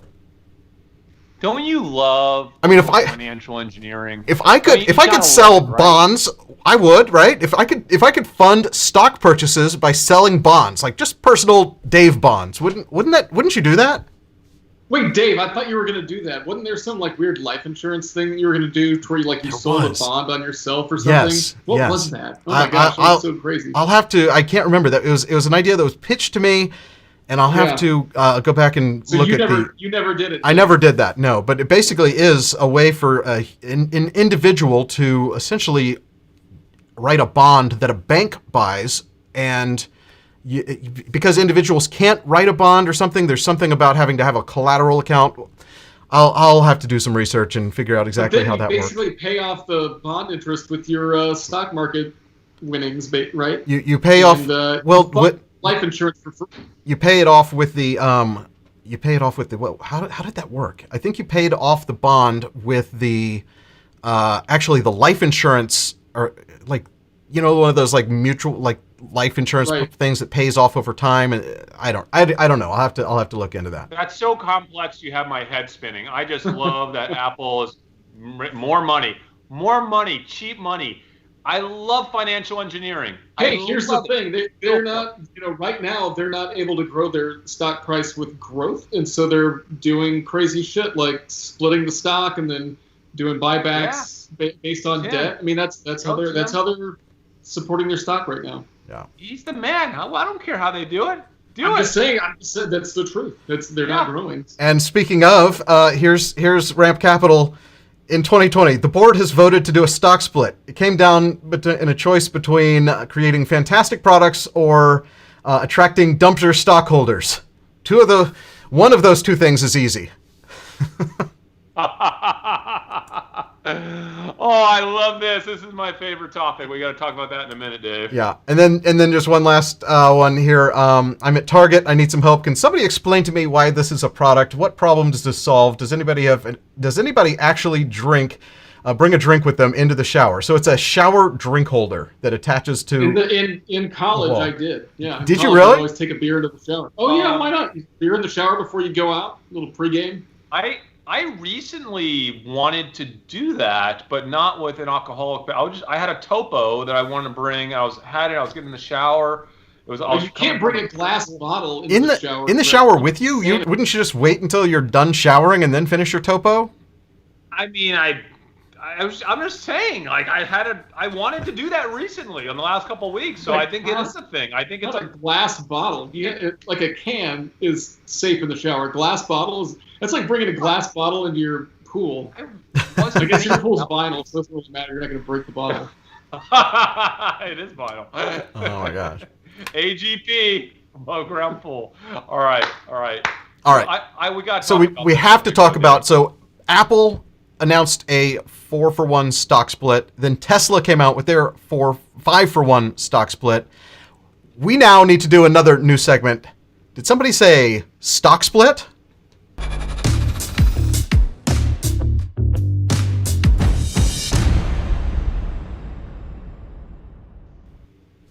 So today we're defining the term stock split, what it means, why it's important, what you need to know. Even if you think you know everything there is to know about stock splits, you probably don't know the full dumb money definition. So we're not textbook kind of guys. We're just three dudes on YouTube sharing what we've learned, but we've learned a lot by investing our own money.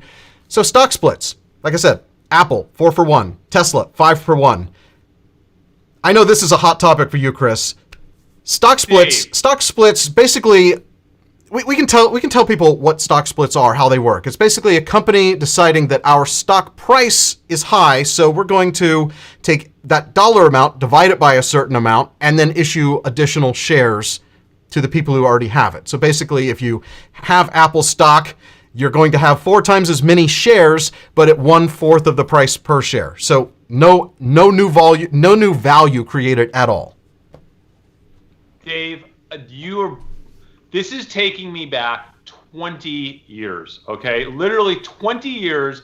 I was an intern at DDB Needham Advertising. You remember that, right, Dave? Your intern project was like making a TV commercial that I think our dads were both they were both extras in it.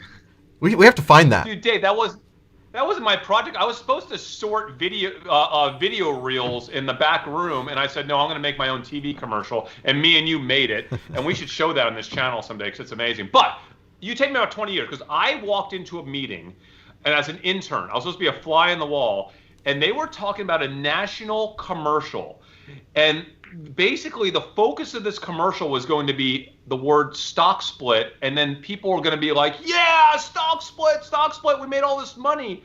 I'm like, I stood up in front of like the head of the agency and the head creative director, being the money nerd that I was like 19 years old, and I said, guys, you can't do this commercial because a stock split isn't a good thing. It's a market neutral thing. It actually means nothing. And the mere fact of having a stock split doesn't make you more money. Oh my gosh! But that was the 90s. That was very common practice. When a company hit like $100, they would say, "Oh, well, we've done great. We're up to 100. Time to split. We're gonna do a 2-for-1 split, go down to 50, or we're gonna do a 4-for-1 split and go down to 25." So that everybody got excited because, wow, we did so good. Now it's time to reward them by doing a stock split. That means great things for the retail investor. Do you realize the creative director pulled me by my collar, literally physically pulled me into his office out of the meeting and reamed me for like 15 minutes and basically said that if I ever even opened my mouth or showed my face again on that floor of the agency, he would have me escorted out of the building. And to this day, I'm like, dude, it bothers me so much when people think that stock splits are a good thing. They mean nothing. It's a financial trick to basically bring in more investors. Here's the thought process. And you knew that.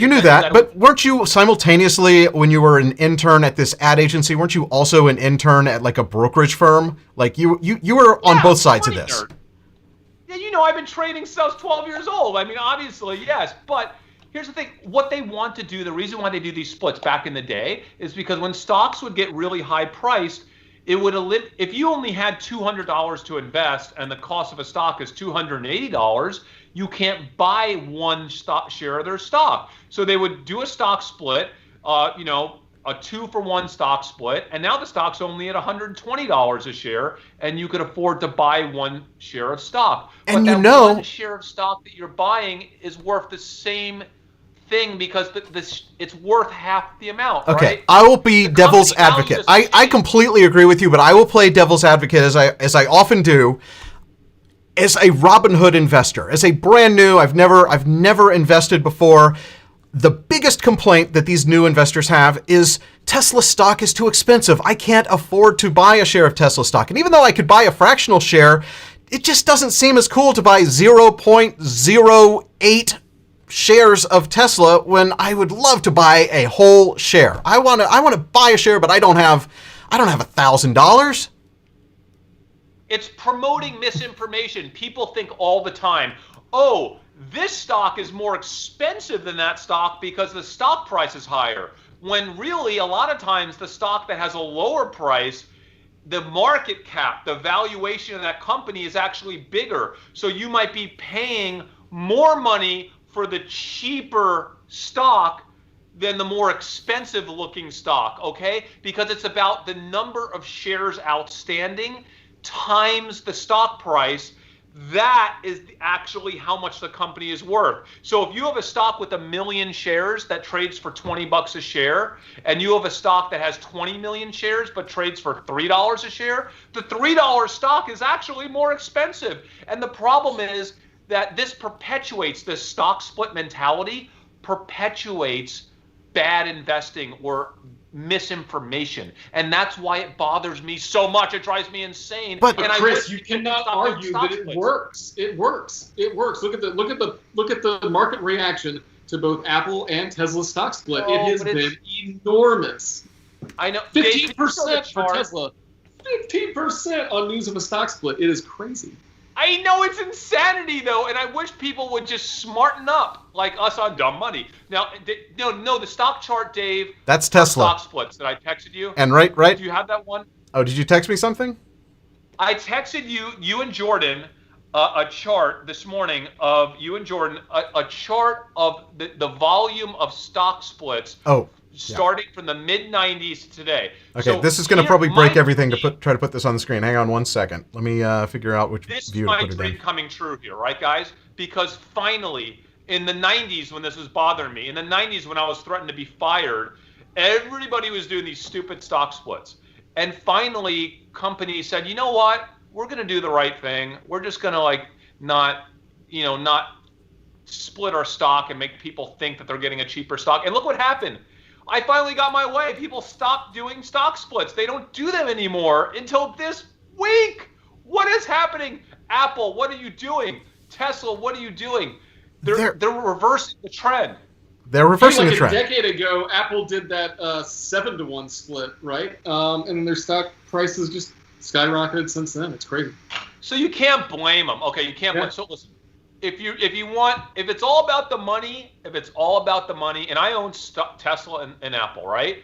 So great. I made more money this week because people are thinking that a stock split's a good thing. I mean, I don't even care anymore. I give up. I don't ever want to talk about stock splits ever again because it's insanity. It's a neutral event. It makes no difference. Do not think that a stock split, that you should buy a stock before a split or after a split, because it's completely irrelevant, except that if you think there's some weird perception that is self-perpetuating, right?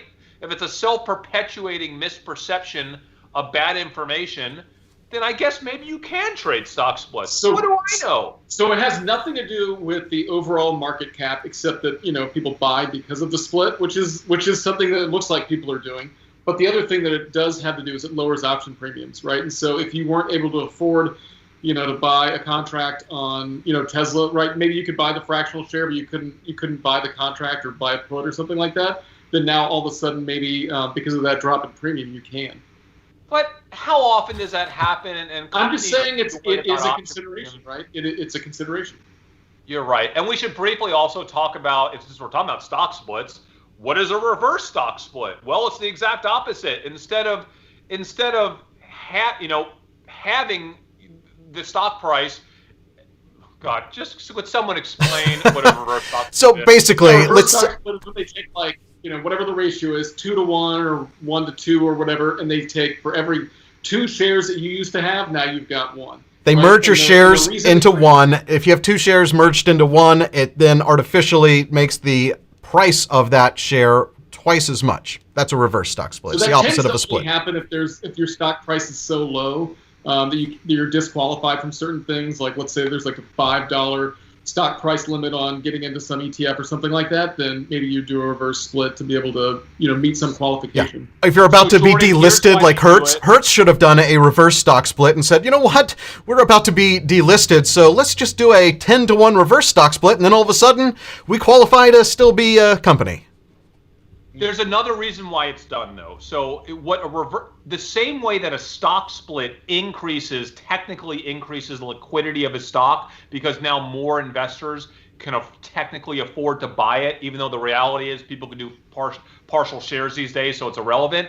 A reverse stock split technically reduces the liquidity of a stock because it makes the share price a little bit more expensive. And so like AT&T, I think years ago, did a reverse stock split because people were manipulating the stock a lot and they wanted to increase the share price to kind of decrease that manipulation, so by reducing the liquidity. Guys, the reality is that when it comes to stock splits, just pretend they don't happen. If you ever hear about a stock split, just let it go in one ear and out the other, and don't pay attention to it. In my opinion, at least. Okay. Or if I'm not a financial advisor. Don't listen to me. Don't take my advice because we're not financial advisors. No, you're just a dude on the internet. How I feel. Yeah.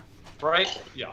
So, I'm not buying more Tesla because it's going to be a cheaper price, but I do see that there will be more interest in the stock, potentially by Robinhood and retail investors who have always wanted to have Tesla stock, but mentally thought, oh, that's too expensive. It doesn't really fit with my style if I like to buy these $100 stocks.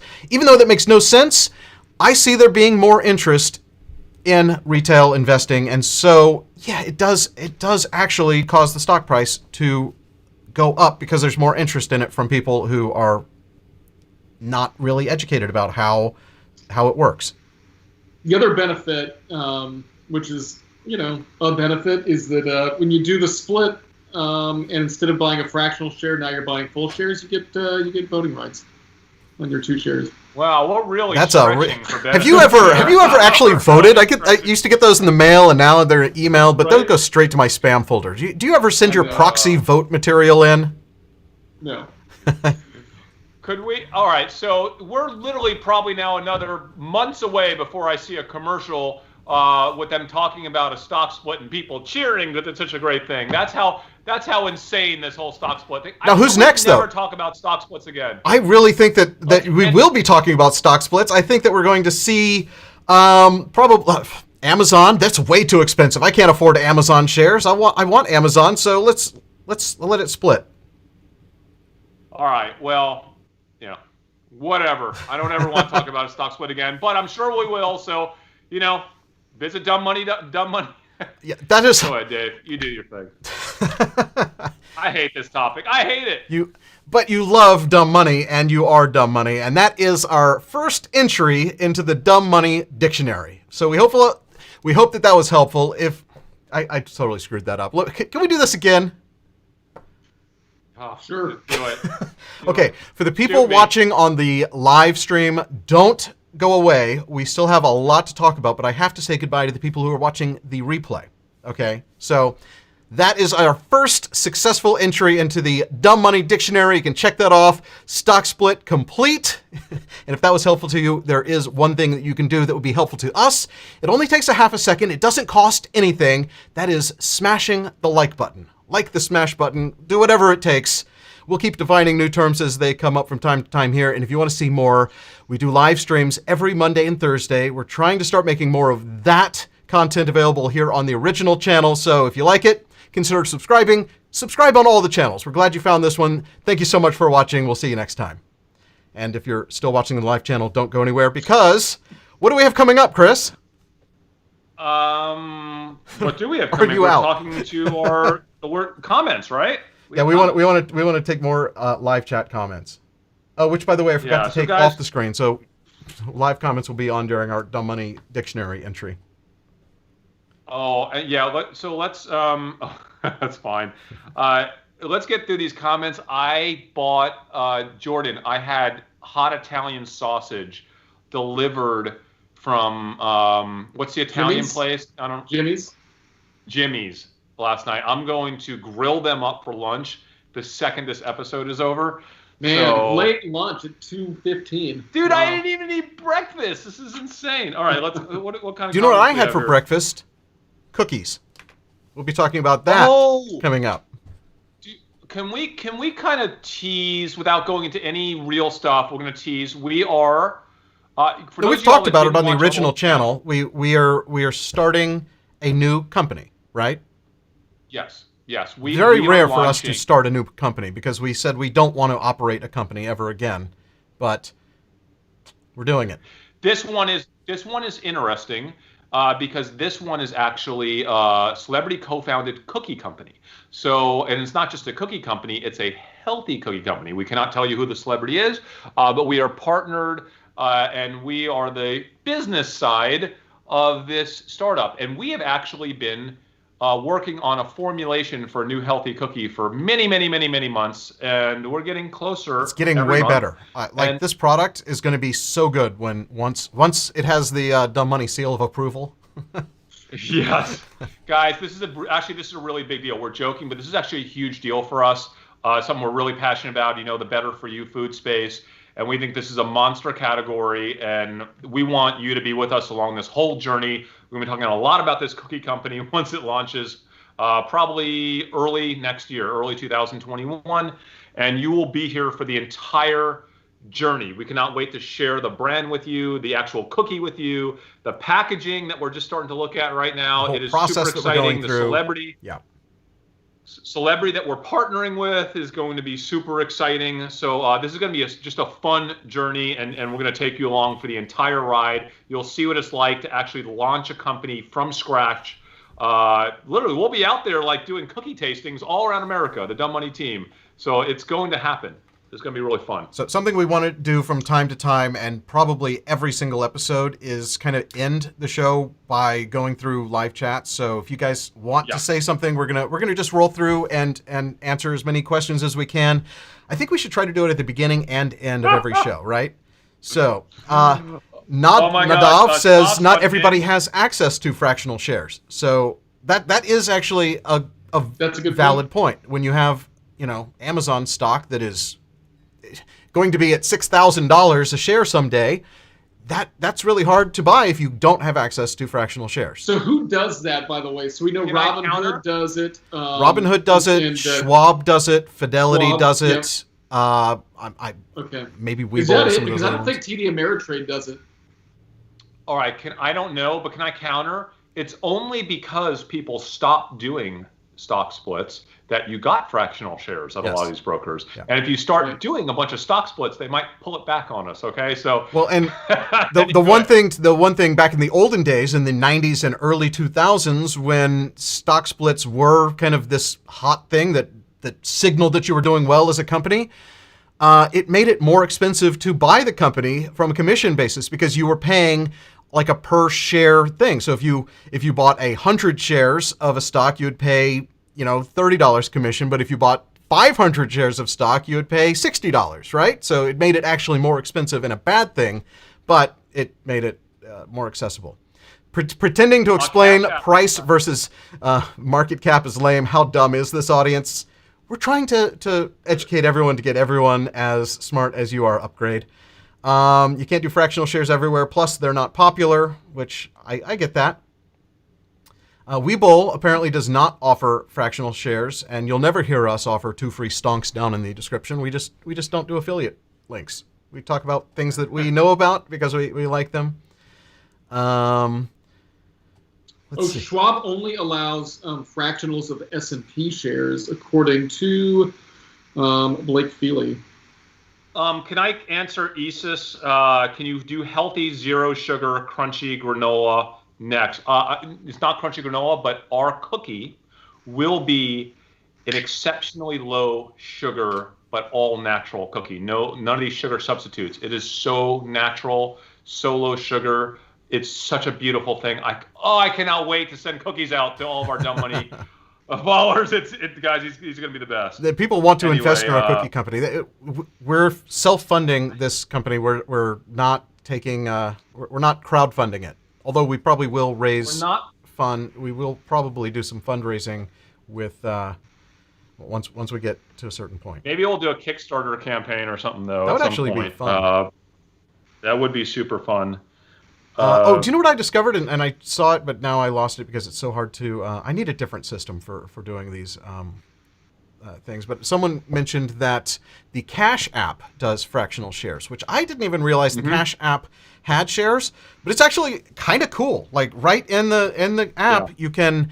And it's really not only buying fractional shares. They don't even offer the ability to buy shares, as far as I could tell. You basically specify how many dollars you want to invest in a company, and then you just buy the company by using dollars. So if you, and they have like reoccurring investment, so you can say I would like to buy Apple every month, and I would like to put $100 into Apple stock every month, and you can do that. Kind of cool. Ishan Shetty, does anyone think Jordan looks like Megamind? Who is Megamind? You got to put a picture of Megamind up, Dave. You got to put a picture of. Someone else has. I've heard this a couple other times about Jordan. Oh no. So we got to put it up. Do we not have? I need a new system. I have too many things going on in this thing now. Okay, here we go. Here's Megamind. Oh my gosh, that is. What is that? Oh, is that from that movie? I just don't. I know. I've seen the movie. I don't have a weird goatee, and I'm not blue. Oh my god. Oh my gosh. Okay. Let's see. What else? Any of y'all have any other questions on any tickers? People are saying he does trades? Look like it. He looks like Mr. Clean, in my opinion. Below zero. Do you know the Bets ETF. I did believe just that's take a the shower. online gambling ETF, BETZ. I'm not sure what the components of it are, and I Oh yeah, just bets. Oh god, loosely think that the guy that's that what that created it is. made so much money. Yeah, it's just online betting ETF. It's all the companies relate to betting, online Look, betting. if you're going to buy an ETF, just remember you're paying fees to somebody Yeah. who created that ETF. So if you could just recreate it yourself with just the companies that you're interested in, you're gonna pay a lot less to manage it yourself. Jordan is so on par with that. That is like it's one. By the way, like there's not that many companies in the space. Just invest in like 5 of them, 5, 6, 7, 8 of them. I think they do bets. Jordan, I think they might have some private companies in bets too. I'm not Do sure. they? Okay. I'm not positive. But just remember, just remember however many public companies there are. What are there, Chris? Like 5,000, 6,000, something like that. Yeah. There's like literally 50,000 ETFs.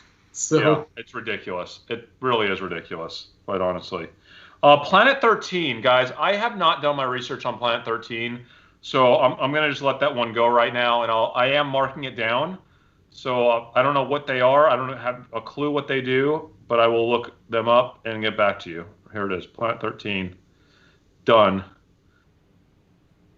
What else? ARC ETF. You know this ARC, ETF.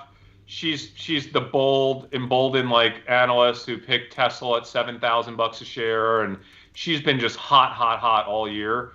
Sure, I mean you could do that, guys, or you can just kind of look at what she likes and just invest in those companies individually. Quite honestly, Yep. You don't have to pay ETF fees if you don't want to. That's all we're saying. or you can if you want to. Yeah, I mean, if you don't want to deal with it, you're just like, you know what, I'll deal with whatever. Yeah, they're it's balancing really a out to. convenience thing, right? Yeah. And actually, Crockett just says, watching ARC ETF's holdings over time, you can probably, replicate the things you like about it. Yeah. Impossible Foods, Crockett says, raised another $200 million. Yeah, I sold out of my Impossible Foods. It's a private company. I got wedged out of it at about a 3Xer, but it's a fascinating company, and I'm sure they'll be going public here in the next probably 9 months, 9-12 months. Running Rabbit All right, says Dave, that there's a Dumb Money sponsor in the future, the Dumb Money Cookie Company. When we mentioned our buddy's I saw something else. his beef jerky company, he literally sold out for like a 2-week supply, and It's amazing. You got. Oh, by the way, if you guys bought that beef jerky, honestly, like I'd like to know. Can you let us know how it is? Like it's called Happy Bees. It's our buddy's beef jerky company. Have you I would tried love yours to know yet? how it is. I did. I tried it. So here's the thing. I tried it. I have not had beef jerky in like 25 years. I have to honestly say I thought it was pretty good. Like I was like, wow, I can legit see myself eating this stuff. It was that good. I was shocked that I liked it. But it's like high quality. Did you try it, Dave? I dropped it off at your house. No, well, I got some in the mail because I ordered it. You dropped some off at my house? Oh, no, I might need to go pick it up because it might still be on the front porch. No, I did it like a week ago. I thought I put it. Was it your house or? Oh no! It was someone. It's so else's. good. Somebody stole off your porch, Dave. Apparently. No, I apparently. brought it to someone else's house. Someone else's house. I brought it to try. People are liking it though down in the chat. Robert that was really cool. says he loved it. Give him another shout out. What's his URL for that Happy Bees? It's like HAPPIE. What does he call it? Not beef jerky. HAPPIEBEES, or you can go to SouthAfricanBeefJerky.com. That's SouthAfricanBeefJerky.com is another way to get there. It's really good. And I think Dumb Money is a promo code that you can still use and get 20% off or something like that. They also do subscriptions. You can just have it show up monthly. You know what? I got it in the mail, and I read the packaging, and it said on the back that for like certain, like if you like this kind of flavor, you should refrigerate it. So I put it in the refrigerator, and then I completely forgot it was there because I haven't opened the refrigerator try since. Today. It's I'll really definitely good. try it today. Okay, so if someone asked about, I do want to talk about Uber in a minute as well, but someone asked about Fleer.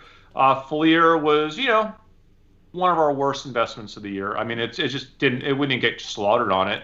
But I did sell half my Fleer. There's no trade left in Fleer for me right now. And so I kind of want to get out of my Fleer. I already got out I'll of FLIR. probably see. I talked about it when I got out, and Yeah. I am. I didn't buy FLIR. The worst investment I made this year so far is Energy Transfer. Oh, Yeah, are you still in that thing? I got out of that too. And yeah, I forgot about it, and I looked, and it's like $650 or something. I'm like, Oh. awesome. Oh yeah, I was in it for like a moment and I got Yeah. out of it. Uh, how about yeah, Fleer flop, man, Fleer flop. It was a Flip-flop. nice thesis. It was like a low to medium conviction trade, and it just didn't play out for different reasons. And that's how you learn. It sometimes you can be right about one thing, but the Fleer. I still think there was a fund that just sold off Fleer. It didn't seem like it should have sold off as much as it did, and I still am boggled with why it sold off that much. It just happens. Well, Chris, Anyway, I did what you completely say you should never do and use a trailing stop order. That's how I got out of my FLIR, and it could not have worked out better.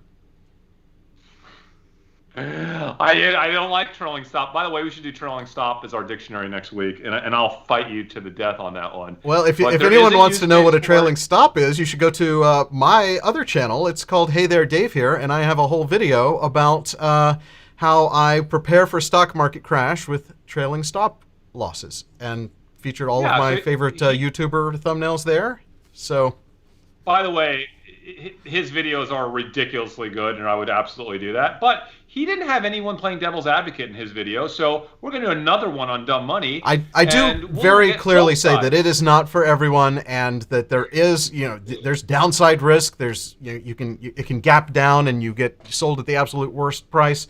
But for me, it's stocks that I am not bought into long term, like FLIR. It's an event based thing that it went up. I was profitable, but I didn't know how long I wanted to, and I didn't really want to watch it. I didn't want to have to like follow the FLIR news as closely as you do, Chris.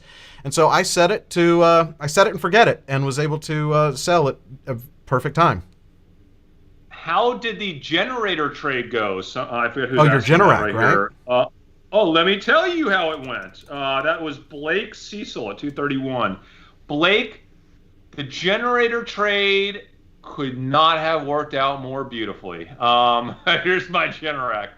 Oh man, I love that. I love that stock. I have paid for my generator, which is like a $26,000 generator, and paid for it like 3 or 4 times over with that trade. So killed it. I absolutely love my Generac. And you know what?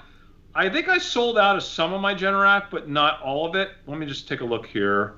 I am up $123,000 in my Generac trade. So I have basically paid for 5 generators. Gosh, I love that trade. I know I'm still in Generac. I'm actually going to take a look at the hurricane season. If the hurricane season softens and we don't get a big one, I'm out. But if we end up having a really nice hurricane season, I might stick in there because Generac's a stock that normally accelerates anytime we get a storm. I see that. And I think. Go ahead. My thesis on Generac was that I think we're going to get a bad pandemic season, and I think people are going to continue to buy generators because they don't want to be in a snowstorm this winter and have their energy go out. Oh, by the way, another positive for Generac: massive energy outages across the East Coast. My parents in New York were without electricity for 2 days. They have a generator, fortunately, but I think that was totally unexpected. People are freaking out because they don't want to go to a hotel, right? They don't want to be traveling around with no energy. And I can guarantee you right now, Generac sales are through the roof right now on the East Coast. I would love to pull actually a Google Trends chart of the word generator. I would for New York and see if I'm right about that. I'm actually doing it on my phone. I'm going to try to pull one up too while right you're now. doing it. Google Trends, get on there, and then I'm going to go to just like New York, and I'm just going to do generator as just a term, if I can spell it correctly. Okay, so generator, I'm going to do. Oh, look at that! Past 12 months, there's a giant spike at the end. It's cut off. Oh my Dave. gosh! You can't see the spike. Oh yet. my gosh, dude! Let me. I've got to get a new system. This app is killing me today. Dude, there we go. Insane. Dude, thank you for asking that question and making me look at my generator stock, which is making me think about what happened to my parents, which is making me pull up this Google Trends chart, which is making me buy more Generac right this second. I'm buying more. As soon as we get off the air, I'm going to buy Generac. I'm buying more before you buy yours, Dave. How about that? You need to stop just front running my trades. All right, here we go. I'm buying more right this second. I bought 1,000 shares of Generac. Boom. I'm just adding to my Generac position. There we go. While you're buying, No Show Joe wants to know where I get my fan mail, if I have a P.O. box. No, but I take all of my mail. You can just send it to Chris's house, and he will hand deliver it to me. That is, do we give your address? 43, No. 45. No. I do hand deliveries to Dave all the time. Last night, I walked in 99-degree weather today, because he's so close, to drop off the cookies for him to try this and morning. He called me right before he came, and I put a mask on to meet him at the door. He was not wearing his mask. Now, we do front yard happy hours in front of his house all the time with an appropriate 6 to 22 foot distance between us, so it's all good. Nathan wants us to post the link to that jerky. I will do that. I'm just going to put it in the comments. SouthAfricanBeefJerky.com. Just look for a link. I also see that 214 Interactive is on there. 214 Interactive is our buddy's other company. He wants me to try it live on the air, and we will do that next time. That's a good idea. And he's saying to try the code Dumb Money again. He just updated it so you can use it as much as you want. It apparently expired, but now it's working again. Yeah. So that's does Terrence log in under different So 214 Interactive is their marketing company that I designed that logo. Cool.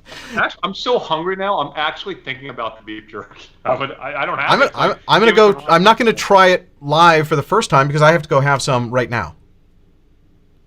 Okay. Guys, seriously, I gotta go grill up this sausage right now.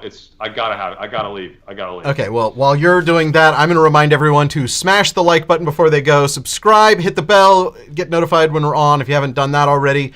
You know, I have a channel. You can send fan mail to Chris's house or my, if you know where we live, you just send us whatever you want. You can listen to our podcast. We're on Spotify, we're on Google, we're on Apple, we're on all of them. Twitter and Instagram as well. Follow us there. Links are all going to be down in the description. Join our Discord channel, dumbmoney.tv/Discord to get invited to join there. You can keep the conversation going there. We have comments on this. As soon as this video turns into an archive, leave comments because we do read every single one. Thank you guys so much for watching. We are Dumb Money, and we will see you on Monday with a huge show about, it's our very first election episode, Monday on Dumb Money Live.